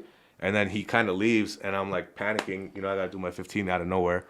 And then I go on stage. I don't know where Russ is. I'm like, I fucking, whatever. I go on stage, and I had a fucking fantastic set that night. fuck yeah. I come off stage. I come out of the curtains, and I see him walking back towards this way. And I'm like, yo, where'd you go, bro? You missed my set. He goes, no, I actually sat down and I watched your whole set. He goes, you're actually funny. He goes, that's the first time I ever saw you do comedy. And I was like, I've been living with you for 2 months. What do you mean? That's the first time. He's been getting me on so many shows throughout the time. You know what I mean? He's putting in vouchers and getting me on stuff, but he's never actually watched me, the whole time, vouching for me, just on the word of his boy. And I remember we were driving back to this place, and he was repeating my jokes to me, which was fucking cool. He's like, when you said that pissed me off because it was so good. Stuff like that. And then that night we were smoking cigars on his in his little area in his backyard, and he offered me to come open up for him in India. And then 2 days later he left for Riyadh. and I was like, it's just so crazy how it all fucking worked out, man. I just fucking So, unless I'm misunderstanding this, so up until he goes, hey, you've got a spot in 2 comics, have fun, right? Up until that, are you working at the Comedy Store at all? Like in any capacity? So probably like 5 months into comedy in LA, I woke up one morning and someone told me that the booker at the Comedy Store got fired, and there was a new booker at the Comedy Store. And I remember that day, it was a Monday, and it was her first week doing potluck. And that's homegirl that's there now. Yeah, Rose. Yeah. And there was a comic that I had met who told me he is Canadian. He's been in here for like 20 years, but he's born in Montreal. And we kind of had a little talk. We made a little connection, and I saw that he was hosting that night. So I messaged him and I hit him up and I was like, yo, can you get me on? He saw my message, didn't respond to my message. 6 hours later, closer to the show, he said, yeah, show up, I got you a spot. And then I did the spot, my first time ever doing potluck. I came off, I got in development. So define that for people who don't know what that means, being in development. It's just like they see something in you, they start giving you more spots regularly. They want to develop you into eventually maybe being a paid regular. Now, is that spots on stuff like potluck or... It's so there's on every single show that happens at the Comedy Store, no matter who books it, there's always 2 to 3 development spots. Okay, so when I was out in LA, this last time, right? I went and saw Sam Tripoli's Comedy Chaos show with like Tim Dillon and Nicky Laser and all them. So before Sam got on stage to host the show, there was a 2 or 3 comics. There's one comic on there beforehand. Was that the development Yes, spot? a 5-minute cold open is always a development spot. Interesting. Or a door guy spot, and then they'll sprinkle in the main room. They'll sprinkle the 5 minutes spots in the top, middle, and end. Okay. But every other show, the development spots are 3 spots off the top, and then the host. Okay, so then that's when they're like, they see something in you, and they're like, okay, we think this guy could really be something. Or whatever. I don't know what the thing is, but yeah, if they see someone who's, I mean, like I've been doing comedy a long time, so the potluck is 3 minutes, right? And as I was watching the potlucks, I see these young comics going up and telling 1,000 jokes in 3 minutes, trying to fucking tell one story. They don't know how to do comedy, right? No disrespect, but they're learning, right? And I'm like 3 minutes, so I'm like, okay, I'll give you 1 bit. So I would go up and do 1 bit, and I did 1 bit. That 3 minutes got a great response, came off, and they should put me in development. Okay. So it's like... And that's across all 3 rooms at the store, right? That's yeah. Main room, OR, billiard room. You only do the OR if you're a paid regular or if it's the mic. Interesting. Okay. Even so, that's held over a different esteem than the main room. Yeah. Interesting. I didn't know that. Is the OR, only paid regulars. I did not know that. Okay. Yeah. Interesting. So then Russell leaves for Riyadh, comes back. He comes back. I literally move out 2 days later. Okay. And then, because I found my spot. And now you're here. No, that was November 1st. So okay. So what are you? So you're considered to be in development at the store right now? Yeah. Okay. Interesting. And are you able to do more spots? So you were talking a little bit earlier how your schedule's light because of how much competition there is in Los Angeles. There's just less stage time in Los Angeles unless you're famous. Right. So where do you find yourself doing stand up outside of the store? I'm blessed. I got in with Don't Tell Comedy. So when did the special come about for Don't Tell? That probably happened like 2 or 3 months into me moving. Okay. Because they happened to film one in Canada, and I got chosen to be one of the comics to film it in Canada. So that was unrelated to the store. Unrelated, yeah. Okay, good for you. So that put me in with once that you have a special, it's kind of like a taping with them. Yeah. They kind of give me access to all the bookers, so I reach out to a lot of people. So that's what kind of keeps my weekends busy is Don't Tell. So I get good shows most weekends. Good for you. And then just try to get in at the store and Laugh Factory and like other decent mics throughout the week. And then every once in a while, Russ takes me on the road. Nice. And then now you've got India coming up. Yeah. And you just got booked from Netflix. Netflix is a joke. Yeah, that came out of nowhere because How did that come about? It just happened like a week and a half ago. I never auditioned. I never applied. They just randomly reached out, man. Like via Instagram or email? Yeah, and it was just they reached out. One of the bookers reached out to me and asked for if I had management and or if they should deal with me directly, and then I just pointed them in the direction of my manager, and then he told me they want to give me a few shows, and it was just cool because you come out here and you're like, sometimes you're like, no one is seeing the grind, and then all the Canadian festivals I've never gotten into in my 15 years of trying to be there just because they weren't interested, and to be here for a year and a half and I get into one of the biggest American festivals you can get into. Skankfest is huge. I'll just take it. That's the biggest one. Yeah, you got the biggest one, fool. Yeah, I'll take it, and it's like fuck you, yeah, to all those people that didn't want to fucking, Okay, it is 2:48. We got shit to do. We've been talking for a fucking minute. It's been fucking awesome though. Congrats on everything, man. Thank you for being down here. Thank you for doing the podcast. We went long, and again, Israel. Yeah, we were on Blue Chews. No, dude, congratulations on the thank you, bro. success. This Thank you, is man. it's a great career, dude. Inspiring. Like seriously, someone who stuck with it and got in a positive way. Obviously, they got their comeuppance. Like this is. I mean, it's that we were talking about the other day. It's I have to take a step back and realize that it's happening, but like I'm still broke as shit. I ain't making no money yet. You know what I mean? We're in that limbo where things are happening, but there's no money You're yet. right but there. I could feel I it. told him, bro. Yeah, he's right fucking there. You're We right can see there, it from dude. being on the outside in. Yeah. And that's why I love to like. It sounds like shit, but I'm an opportunist, and I like to like surround myself with other people that are doing that have like the same common goal as me and stuff like that. So like the first time we met you, just like the first time I met Polar Bear, or the first time we've met a few other comics like Ali, Yeah. or like you can tell when someone really fucking wants something, and you're doing it, bro. It's Thank awesome, you, bro. It's cool Appreciate to- that, man. I fuck with you guys too. You guys are great. Thank you, man. Well, thank you for coming and doing this. Really bro. appreciate it. It'll be in the description, but where can everybody find you on social media? How can people support you? Instagram at Nittysak, NITTYSAK.